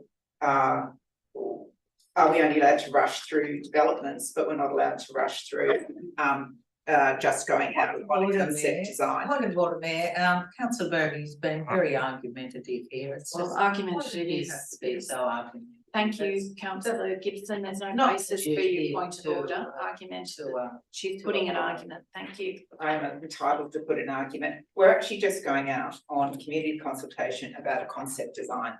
Yes, the road at the moment is 50 kilometres an hour, but it might not necessarily be 50 kilometres an hour. And I would suggest that many people would be complaining about the speed as well. So that would be open to people to look at. The reason that I'm happy to take on that we know that the speed is currently 50 kilometres an hour, but we don't know what it will be after the feedback. If I could just not be spoken to and add, Councillor Gibson, that would be refrain appreciated. from interjecting. Thank you very much, Mayor. I'm also not happy, we are not reopening the debate. We've had the debate, and I will say there was enormous community consultation on this, and that was called an election, where people brought this up. I'm surprised that the idea that this was one of the most contentious issues. I think one of the most contentious issues was the Neutral Bay planning study, which allowed 12 to 16 stories along Military Road, and I think that was probably the most contentious issue. Madam Mayor, we can't give false information to the community. So, councillor Gibson, thank you. You're raising a point of order. I will Yeah. correct councillor Beregi. Yeah, It was 12 stories. stories. Was Yeah. 8 to 12 stories. Thank Chair. you, councillor Gibson. Well, I think Moved and you're moved. pretty We'll allow solid. councillor Gibson, allow 8 to councillor 12 Beregi to finish her. Look, yeah, I don't pick you up on everything, councillor Gibson. So I just think it's appropriate to go out on concept design. When we go out on concept design, the community can say whatever they like in the consultation. And I think the community are actually itching for this. I have had businesses come to me and say, when is the road reopening? When are we doing something? We finally now have we're in contact with Transport for New South Wales. We have the money. We need to move forward and make some decisions. Everything is on the table to come back, but I don't think that it is a great thing to be suggesting that we're not going to adhere to the resolution of council. We haven't rescinded that. It is still the position of council to close the road, to reopen the road that is closed. And I don't think we should be misleading in our community consultation. So I will not support the amendment and I'll support the motion. Thank you. Are there any other speakers? Councillor Spenceley. Yeah, thank you, Mayor. Look, I don't think council would rush through consultation, and I welcome the consultation process, and I'm sure council will go through that in the appropriate way at the appropriate period. I do support councillor Gibson's motion that we provide an option in the consultation as to whether people would prefer the plaza or prefer the road to remain closed. We haven't actually consulted on a single lane. We haven't consulted on a single lane whether people would prefer that or the road closed. It's quite simple to include that option in the consultation process. It costs us nothing. It would provide valuable information about what the community wants, whether or not you think, my personal opinion is it should remain closed, but I'm exceedingly interested to know what the community thinks, whether one lane turning left onto Military Road is desirable. We haven't consulted on that. We haven't got feedback from the community. And I think that's a really valid and important part of this process now that the situation has changed fundamentally from what we've proposed and what we've consulted on in the past. So, I really would implore everyone to take this opportunity to get community feedback so that we can actually understand what the community wants, given the changes and material changes in what we've proposed and talked about in the past. Thank you. Are there any other speakers on the amendment? If not, I put the amendment. All those in favour? But the amendment Is is. your motion? Those against? The amendment is lost. That takes us to the motion. I put the motion. All those in favour? Those against? That is carried. That now takes us back to the rest of the agenda. The first item is the Audit Risk and Improvement Committee minutes. Is there a mover? Moved by councillor Beregi, seconded by councillor Lamb. Any discussion? No, I put the item. All those in favour? Those against? That's carried. That takes us to 9.2, Traffic Committee minutes. Is there a mover? Moved by councillor Gibson, seconded by Councillor Santa, any discussion? Put the item, all those in favour, those against, that's carried. 10.1, customer satisfaction survey, councillor Welsh, do you move the recommendation? Yeah. Seconded by councillor Berricky. Councillor Welsh, floor is yours. A big takeaway for me from this survey is that the areas I'm most passionate about are rated low importance and the community centres low satisfaction. And yet I will continue to advocate for our community centres and library because as a retired nurse, I get the importance of these facilities. I understand how those who may be suffering from mental illness or loneliness can find relief and companionship in these centres. Attending one of these centres may give someone hope and they may decide not to end their lives that day. The mean cost per patient day for an ICU bed in Australia is $4,875. Many ICU beds are occupied by individuals who have self-harmed. I think of our community centres and library as proactive spaces of illness prevention, deserving strong support from our council. And on another note, the survey indicates that cycleways are rated as low importance and low satisfaction. Nevertheless, I firmly believe in the numerous benefits of enhancing our cycleways. By creating an environment where people feel safe to ride, we not only promote physical health, but also contribute to improving air quality and reducing traffic congestion. Traffic was considered the highest priority area for the next 10 years. I support the recommendation. Thank you, councillor Santa.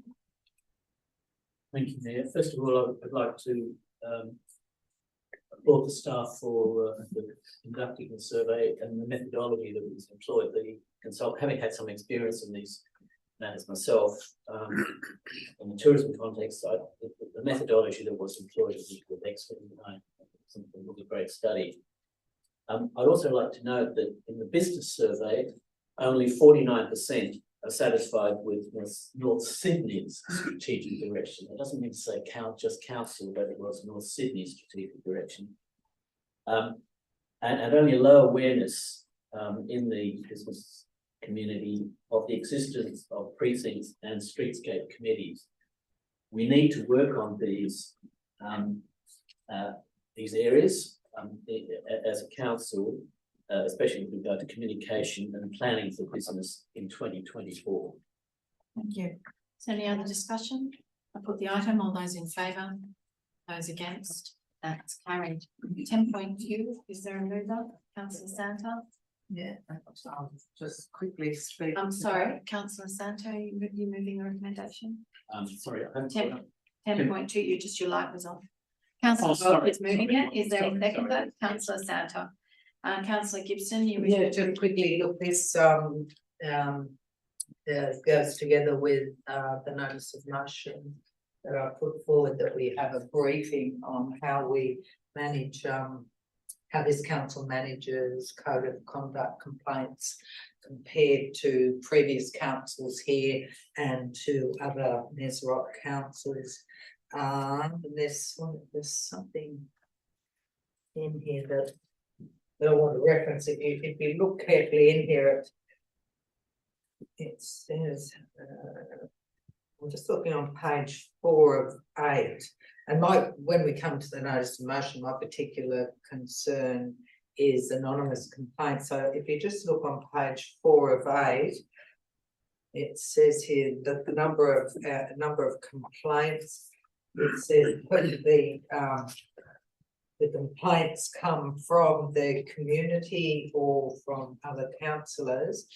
And I think it's a fair point that if a complaint is anonymous, how do we know it's even come from within our community?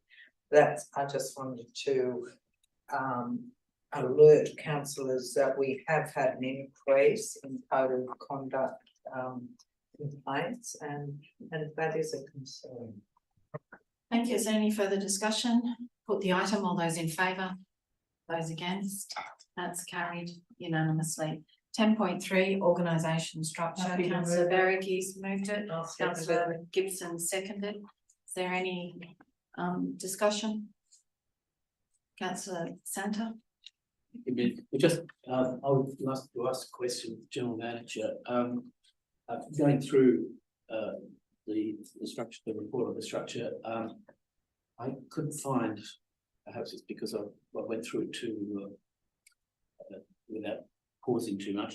An economic development role, where would that lie in the structure?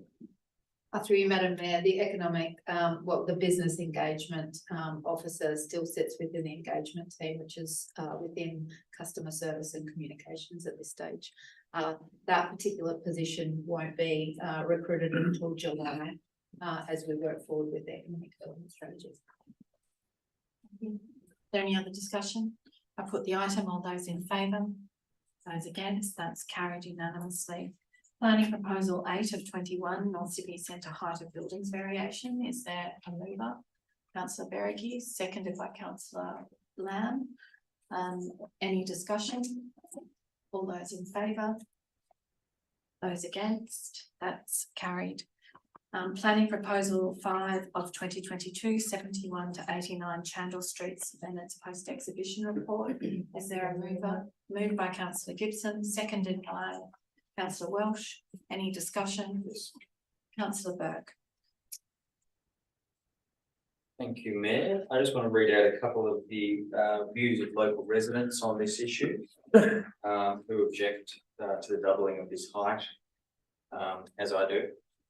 You know, obviously overshadowing solar access impacts on their home, traffic generation, cumulative impacts of development on community infrastructure and livability, construction impacts down that area. I had to move out of that area a couple of years ago. It was just ridiculous down in Atchison Street near St Leonard's. It really just was not a nice place to live. It's just going on and on and on. But yeah, I don't support the doubling of that. I don't support the proposal.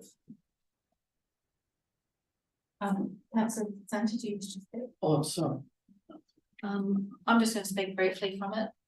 Yes, this is difficult, but it is entirely consistent with really careful planning that the council itself did in order to meet housing targets.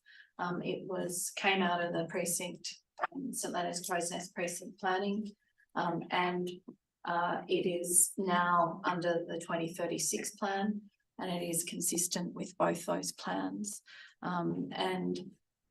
This council is in a difficult position. We are the third most dense place in the state.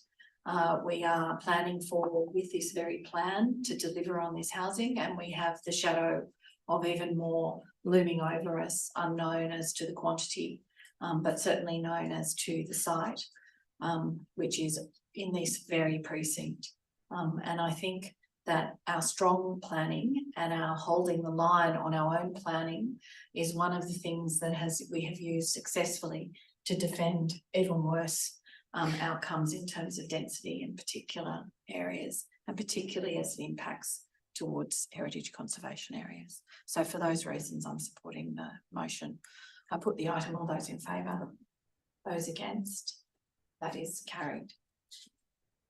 That takes us now to 10.8, variation to development standards Q1 financial year 2023-24. Is there a mover? Councillor Gibson, seconded by Councillor Santa. Any discussion? No. I'll put the item. All those in favour?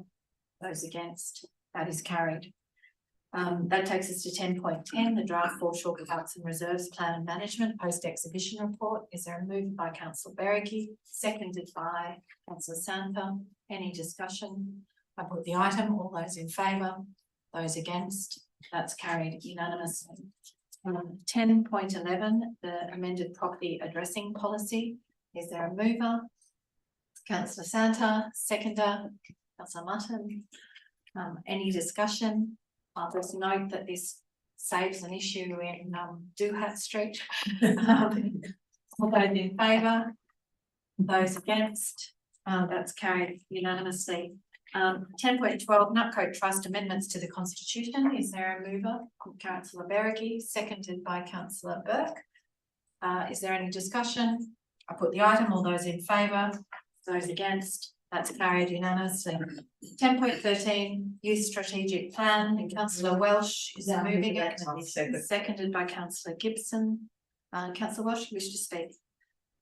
The Youth Strategic Plan is an excellent initiative aimed at addressing the needs of young people within the community. This comprehensive plan outlines strategies and initiatives across 3 key domains: connection, well-being, and opportunity. Under these domains, the council collaborates closely with various partners to deliver a diverse range of services that promotes youth development and well-being. I also noted a community submission, which I think has a great deal of merit.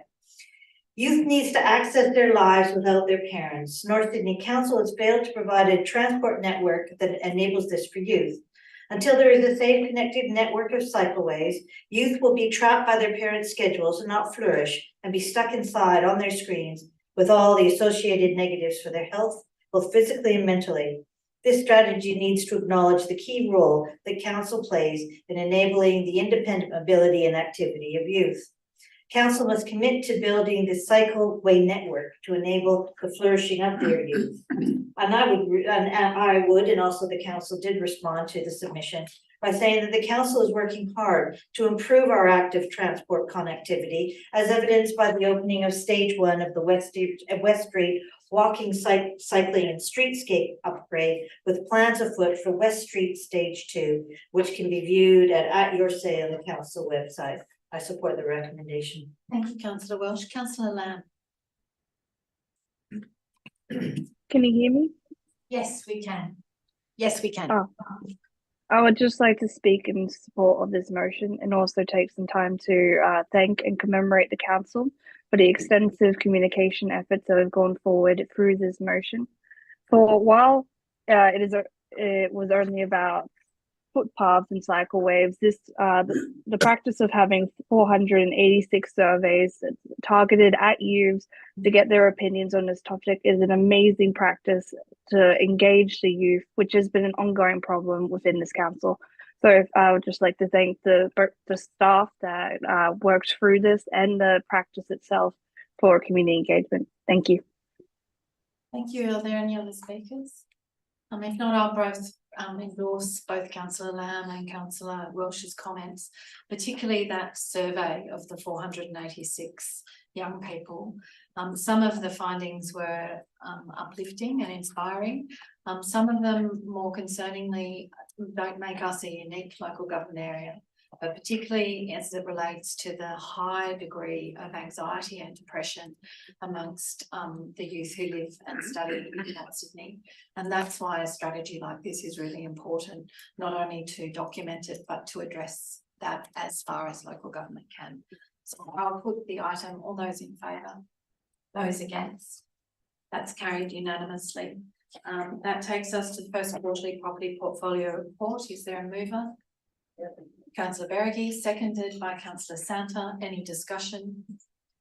Put the item, all those in favour, those against. That's carried unanimously. 10:15, Primrose Park Tennis Court Service Review and Tender. Councillor Welsh is just leaving the room. Sorry, Mayor. I'd also like to disclose a pecuniary interest only. Oh, okay. Thank you. Yeah. Thank you for doing that. Sorry, I didn't see it that's earlier. okay, and it's noted, and you've Told done it you. at the right time. Thank you.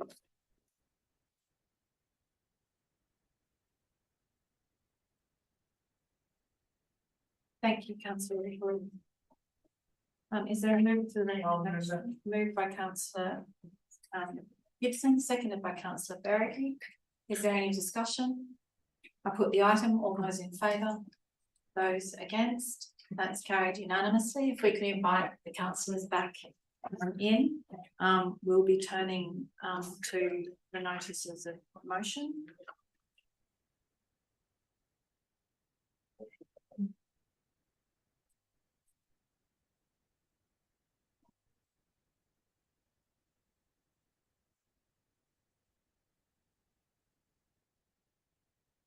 Councillor Gibson, item 11.1, your notice of motion. Yes, this is just if you'd like to move it. Yep. And is there a seconder?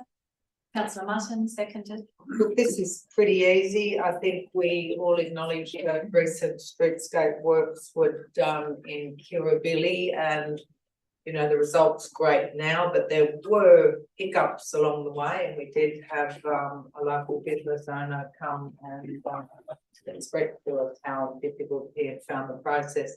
So this is just about constant improvement, and I think, you know, if we could have a report, I think one thing we could do is look at giving much more notice that works are about to commence, so that restaurant and business owners can look at their staffing requirements. It's very hard to put people down, and we know that Bakari restaurant had less than 10 days notice that this work was going to start outside their restaurant, and so I think we can do a little bit better than that. So look, I hope everyone supports this.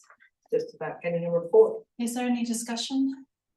I put the item, all those in favour, those against, that's carried unanimously. Councillor Gibson, notice of motion landscaping at Greenway on Bolton Street, Kira. Yeah, now this was, Did you yeah. move before you speak to it, move it, is there a seconder?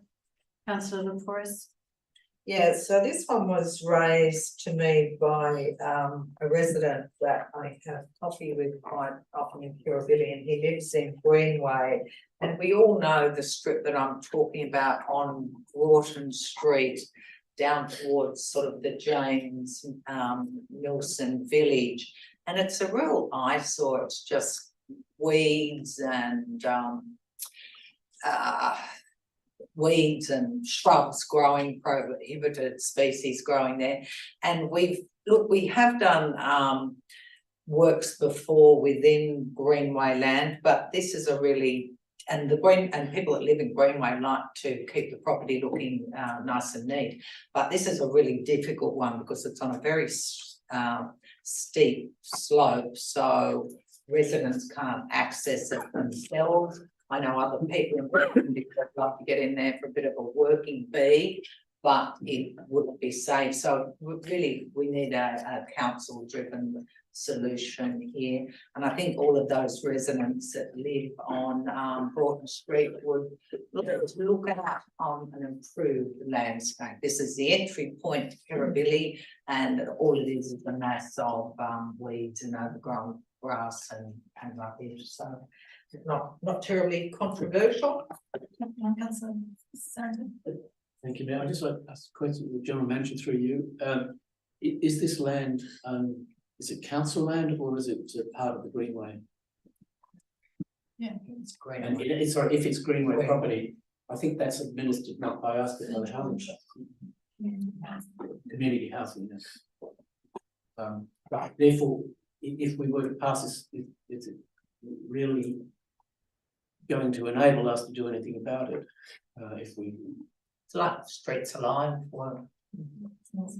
Through Madam Mayor, I would take the motion to mean that we would be liaising with community representatives, including community housing. Okay, Councillor Spencer. I recommend an amendment that we actually, the amendment is that we write to the landowner and liaise with the landowner, and then if successful, take over maintenance of the area. Well, why don't we just add in the words that council liaise with the landowner and community representatives? That sounds good. If the second councillor, of course, you have to Yeah. take that on. Thank you. Is there any further discussion? I put the item, all those in favour, those against, that's carried unanimously. That brings us to the motion. Councillor Gibson, if you would move the motion, and we'll have a second before you speak to it. Motion. Is there a seconder, councillor LaForest? Look, this is a pretty easy one. Code of conduct complaints have been increasing, something that I feel concerned about. I'm particularly concerned about anonymous complaints. I know I understand that we manage anonymous complaints differently to other councils, so I think it would be good to just get some information on this, and we all should be informed on how council managers code of conduct complaints. That's all. Thank you, councillor Santa. Thank you, Mayor. I have to say that I don't have any problem with a report on this, except so on human rights grounds, I would have a problem with anything which would object to anonymous lodgements of complaints. I think as we've had with whistleblowers, if there's something which opposes anonymity, then it could act as a barrier to the lodgement of otherwise justifiable complaints. So well, I'm not objecting to something's report. I do have prima facie have a problem with anything which rules for a voluntary anonymity provision. Thank you. Are there any other speakers? Councillor Spencer? Yeah, thank you, Mayor. Look, I concur that, well, first of all, I'm actually interested to see how other councils handle complaints and of course, included in that anonymous complaints. But I echo Councillor Santa's concerns that we should always have an option for anonymous complaints.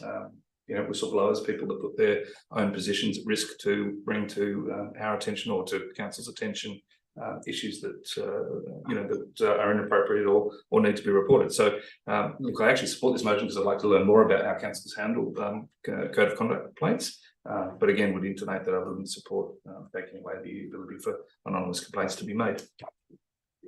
I'm going to speak against this motion for a couple of reasons. The first is I just want to correct the record. There's been a decline in the number of complaints. So in 2022 there were 5. This year, 23, there were 2. That's a decline. Secondly, this council has engaged for most of us, with the exception of Councillor Lapouris, in 2 sets of code of conduct training. And Councillor Lapouris, like all councillors, were engaged, I would say, actually in an extended version, because you sat with us and you had your one-on-one training. It's all councils handle code of conduct complaints, anonymous or not, in the same way, because they have to under the code of conduct, otherwise they're in breach of the Local Government Act. It's very clear in the code of conduct about complaint handling. It's actually documented there, and it's very clear. So I am not saying that if you are interested, that you shouldn't make yourself available of resources both at the Office of Local Government or through our professional development in which you can engage in more, or through conversations with the General Manager and the Public Officer. I think that with the amount of work and the amount ambitious schedule that we have for our council staff, including the General Manager, over the next 12 months, that's an unnecessary additional burden in circumstances where the code of conduct itself is very clear, and what happens around the state is very clear as well. For those reasons, I won't be supporting the motion. Are there any other speakers? Councillor Gibson, would you like your right of reply? I'll just have my right of reply. I have to disagree with you there, Mayor. The OLG documents are not clear at all on how we handle anonymous complaints, and there are anomalies in it. Because it says that as part of the process, council must write to the complainant and tell them what action they are taking. Now, how can you comply with that part of the Act if the complaint is anonymous? That doesn't make any sense. You just can't do it. So there are anomalies in the legislation, and I know other councils manage anonymous complaints very differently than we do. And I think it's worth I'm not rushing for a briefing in 10 minutes, but I think we should have the opportunity to be fully informed on this and to be able to ask our questions. And I'm surprised that the Mayor, who's so much lobbies for transparency of process, isn't willing. Well, we need to know. It's not confidential from the councillors, Mayor. It's not confidential. So I'm going to have to correct you on a point of order. It's what you're saying is untrue. The whole process, once there is a complaint, is confidential. the way we handle it is very clear because it's there in the code and it's there in the training we've had. No, it's not. And thank you for interrupting my right of reply there. I would say again, I'm very disappointed that you won't support this request to just have a briefing to get more information. That's most unlike you, Mayor. Again, I'm going to ask you to withdraw and apologise. It is not, you're not to characterise me or impugn improper motives under clause under the code of conduct. No, I'm not. Okay. I'm going to put the item, all those in favour, those against. So that is, well, if you could do it again, all those in favour. That's carried. Thank you. Okay, we'll take you to clause 11.4, the notice of motion, mass destruction of bushland in Lane Code. If you would again, I would like to move the motion first, so I can have a seconder. Mayor, I know what to do. I'd like to move this. Is there a seconder? Councillor Lepouris. Now, I have an amendment.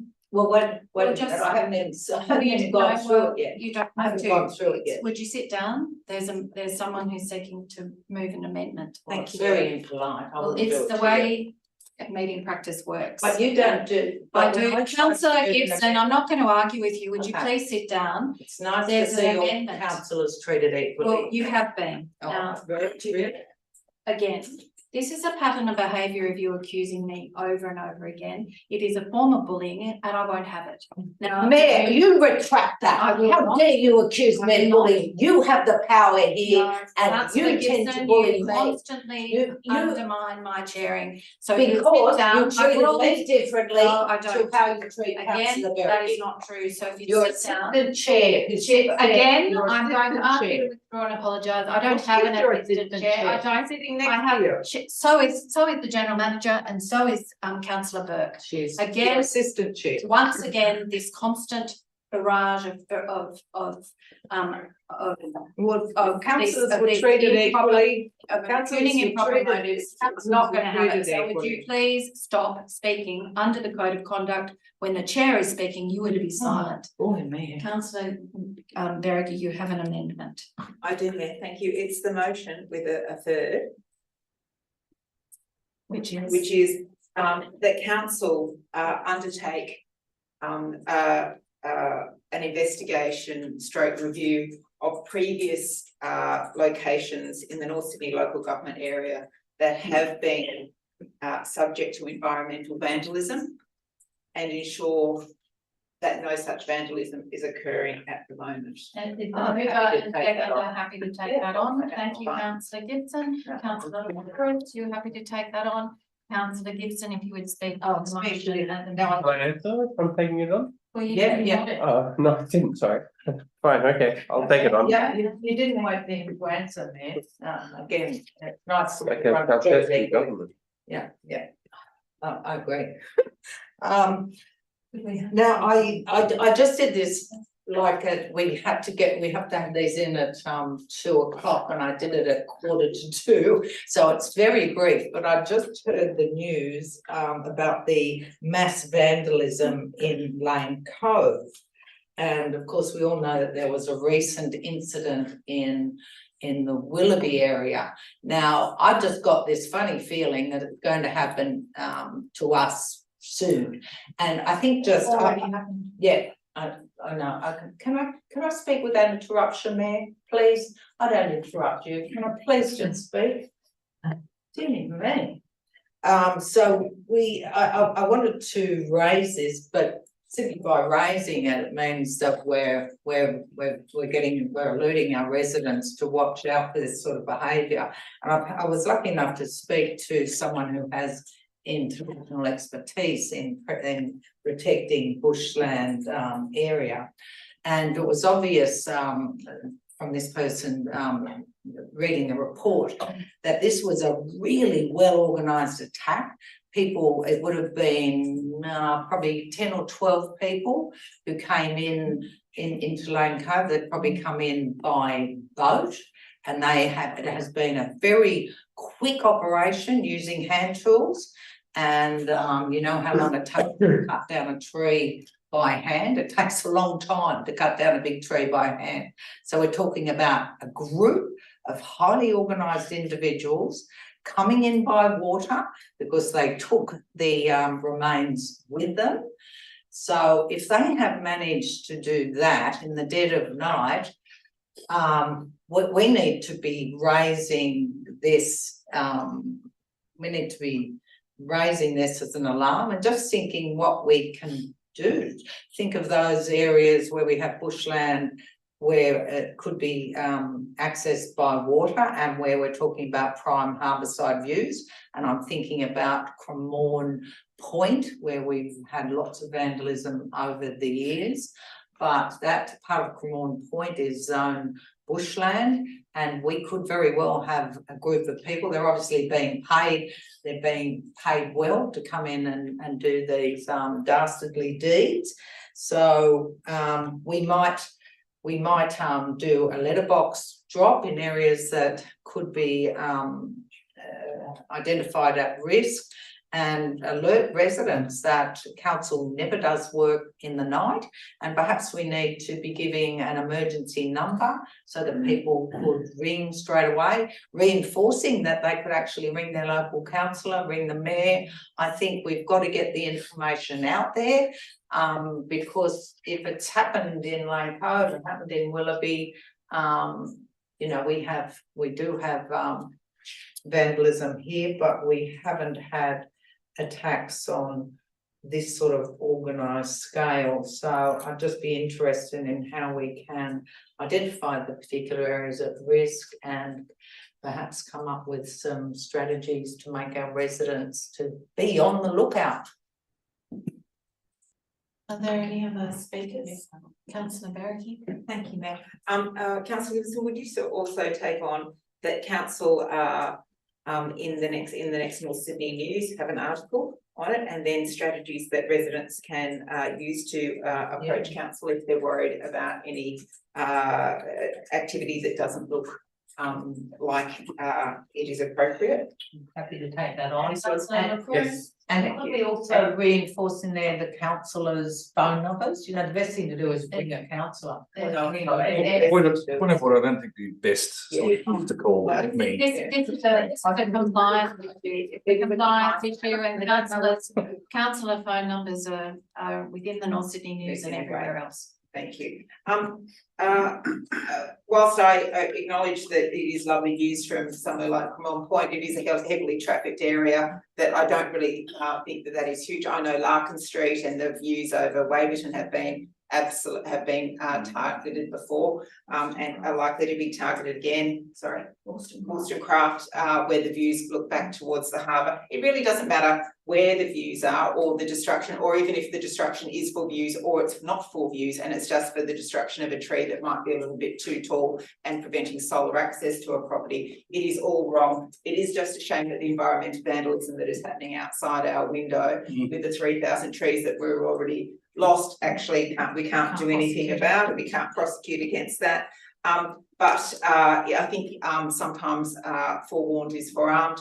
And it has been distressing to see. It is quite unbelievable that nobody saw what happened in Willoughby, and it is quite unbelievable. Although the Lane Cove one does seem to be about views, whereas the Willoughby one less so. It doesn't mean that we need to protect every bit of bushland and every tree that we've got. So I think, as well as the motion, that we need to give residents how to guide us to, if they see something, please just alert us. The worst that can happen is that it's not what it seems, but you know, that's the best outcome. So thank you.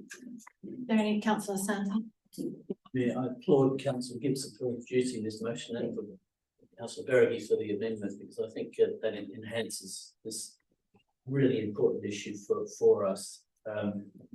And I definitely support the motion. Perhaps something that could be considered is motion activated cameras to be installed in areas like Smoothie Park and particularly in Flatrock Creek and Tunks Park, that area there, which could certainly be eligible for these vandals to attack. And so I think I definitely will be supporting this motion. there any other speakers, councillor Anstey? Thank you, Mayor. It was just to move an amendment that council work with the adjacent councils to take any information and learnings that they can and share in best practice. Well, I'm happy to take that on. Sure. Councillor Coyle. Quickly, my right of reply, I just wanted to thank all the councillors. I want to thank councillor Berrigy for being supportive and for adding on those extra points, and to councillor Spenceley. I think this is good teamwork, good cooperation. Thank you. I'll put the item. All those in favour? Those against? That's carried unanimously. That takes us to your motion, councillor Burke. Now I'd like to move the motion. Is there a seconder for the motion? Councillor Lapouris, oh, sorry, councillor Lamb. Who I saw had her hand up on screen. Thank you, Mayor. I'll speak to it. Look, I made a lot of comments when the JC Deco advertising billboard came up a couple of years ago, early in our council. So I won't go through all of those issues again, but I've had a lot of feedback from our community. There's a lot of concern, and from outside of our community, actually, different environmental groups applauding a reduction in outdoor advertising, whether it's fossil fuels or other consumer products, because some of the points I've made here, what I'm looking for is a report, just a report. So we take a bit more of a holistic approach in, do we consider new advertising billboards, going forward? Why is it a concern? It's a concern to me because we declared a climate emergency. So, I guess advertising more and more product consumption goes against that to a degree. The marketing of consumer products increases demand. That's what it's supposed to do. I've got a master's in marketing, so I know these things. And it does delay community behaviour changes that are required to reduce our environmental impacts and transition to an environmentally sustainable society. Outdoor advertising also distracts drivers on the road, which goes against driving safety laws when you've got them above bridges and on the side of the road flashing at you and so forth.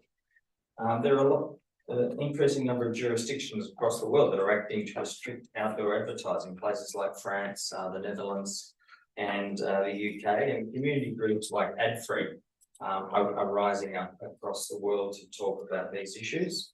But I think we should be considering all ways to protect our environment, put our environment first. That will underpin our health and ultimately our economy. So I'd like to see the report including timelines for current contracts. Obviously, there are some confidentiality issues here. I'm aware of that. But I do appreciate some of the feedback I've had over the last year or two, stopped on the street saying, talking about the JC Deco signs. The precincts are very interested in this. The combined precinct committees have motions against this advertising. So it is an issue that's important to our community, and I want to continue to raise those types of things.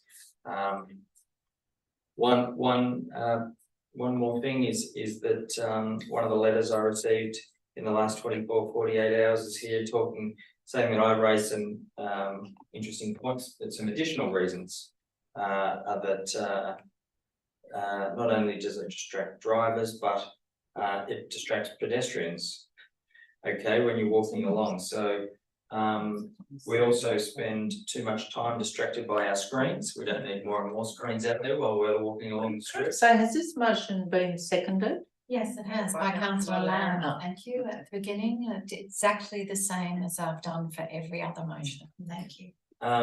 And just rounding this out, our footpaths should be free of unnecessary obstructions, particularly, in the disability space. We know we want to make sure people can get around as easily as possible on our footpaths. And, it promotes a consumerist philosophy. I just want to thank, by the way, Stephen Hankey for this feedback. Promotes the consumerist philosophy. Large digital screens presumably use a large amount of greenhouse gas generating electricity. Yes, I know there's renewable energy involved and so forth, but there's the making and lighting it up. It all has an impact. So I want to thank the community for its feedback, and I commend the motion. Thank you. Is there any other speaker? Councillor? Yeah, Look, I really appreciate that councillor Burke has brought this forward, and I think his passion for the environment is admirable. But I'm afraid I can't, and I usually agree with most of the notices of motion that councillor Burke puts forward, but I'm afraid I cannot vote for this one. If we push this idea, we should then be lobbying to stop consumer ads on TV, at the movies, on YouTube, in magazines, in papers. It doesn't make sense to me, and I think we do live in a society where in a democratic society where we are free to market products that we want to sell. So I just cannot agree with this one, but it comes from a good place, and I think that's great.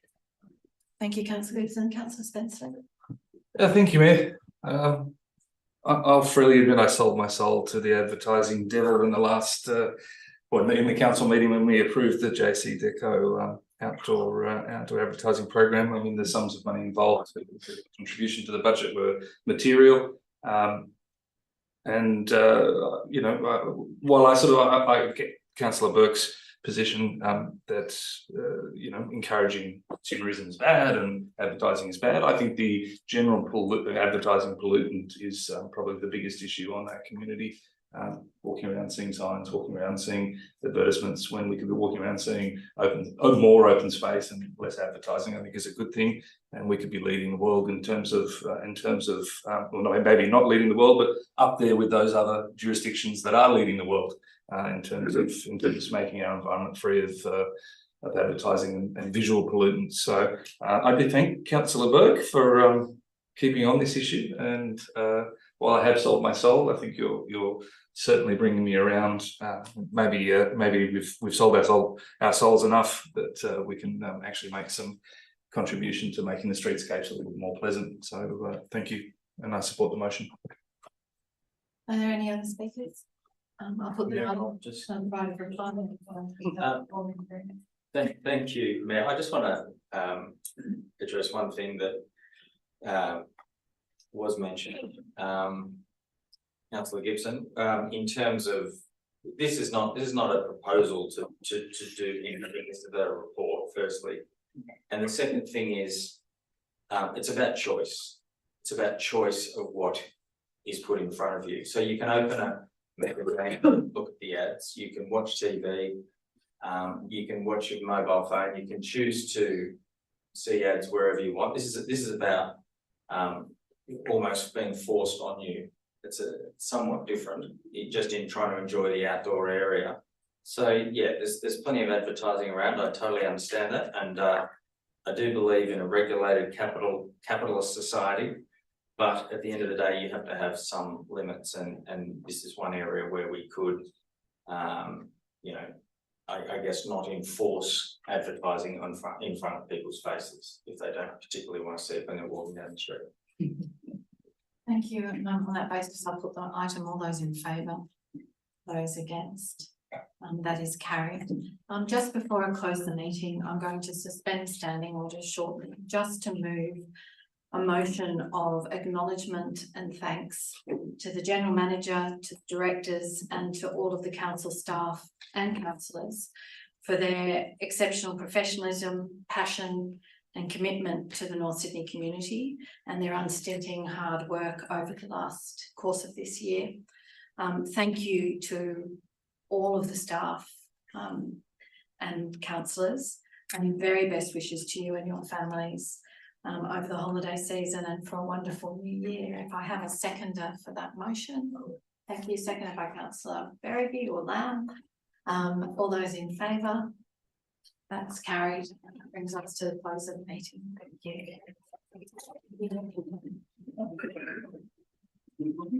Thank you, Georgia. Yeah.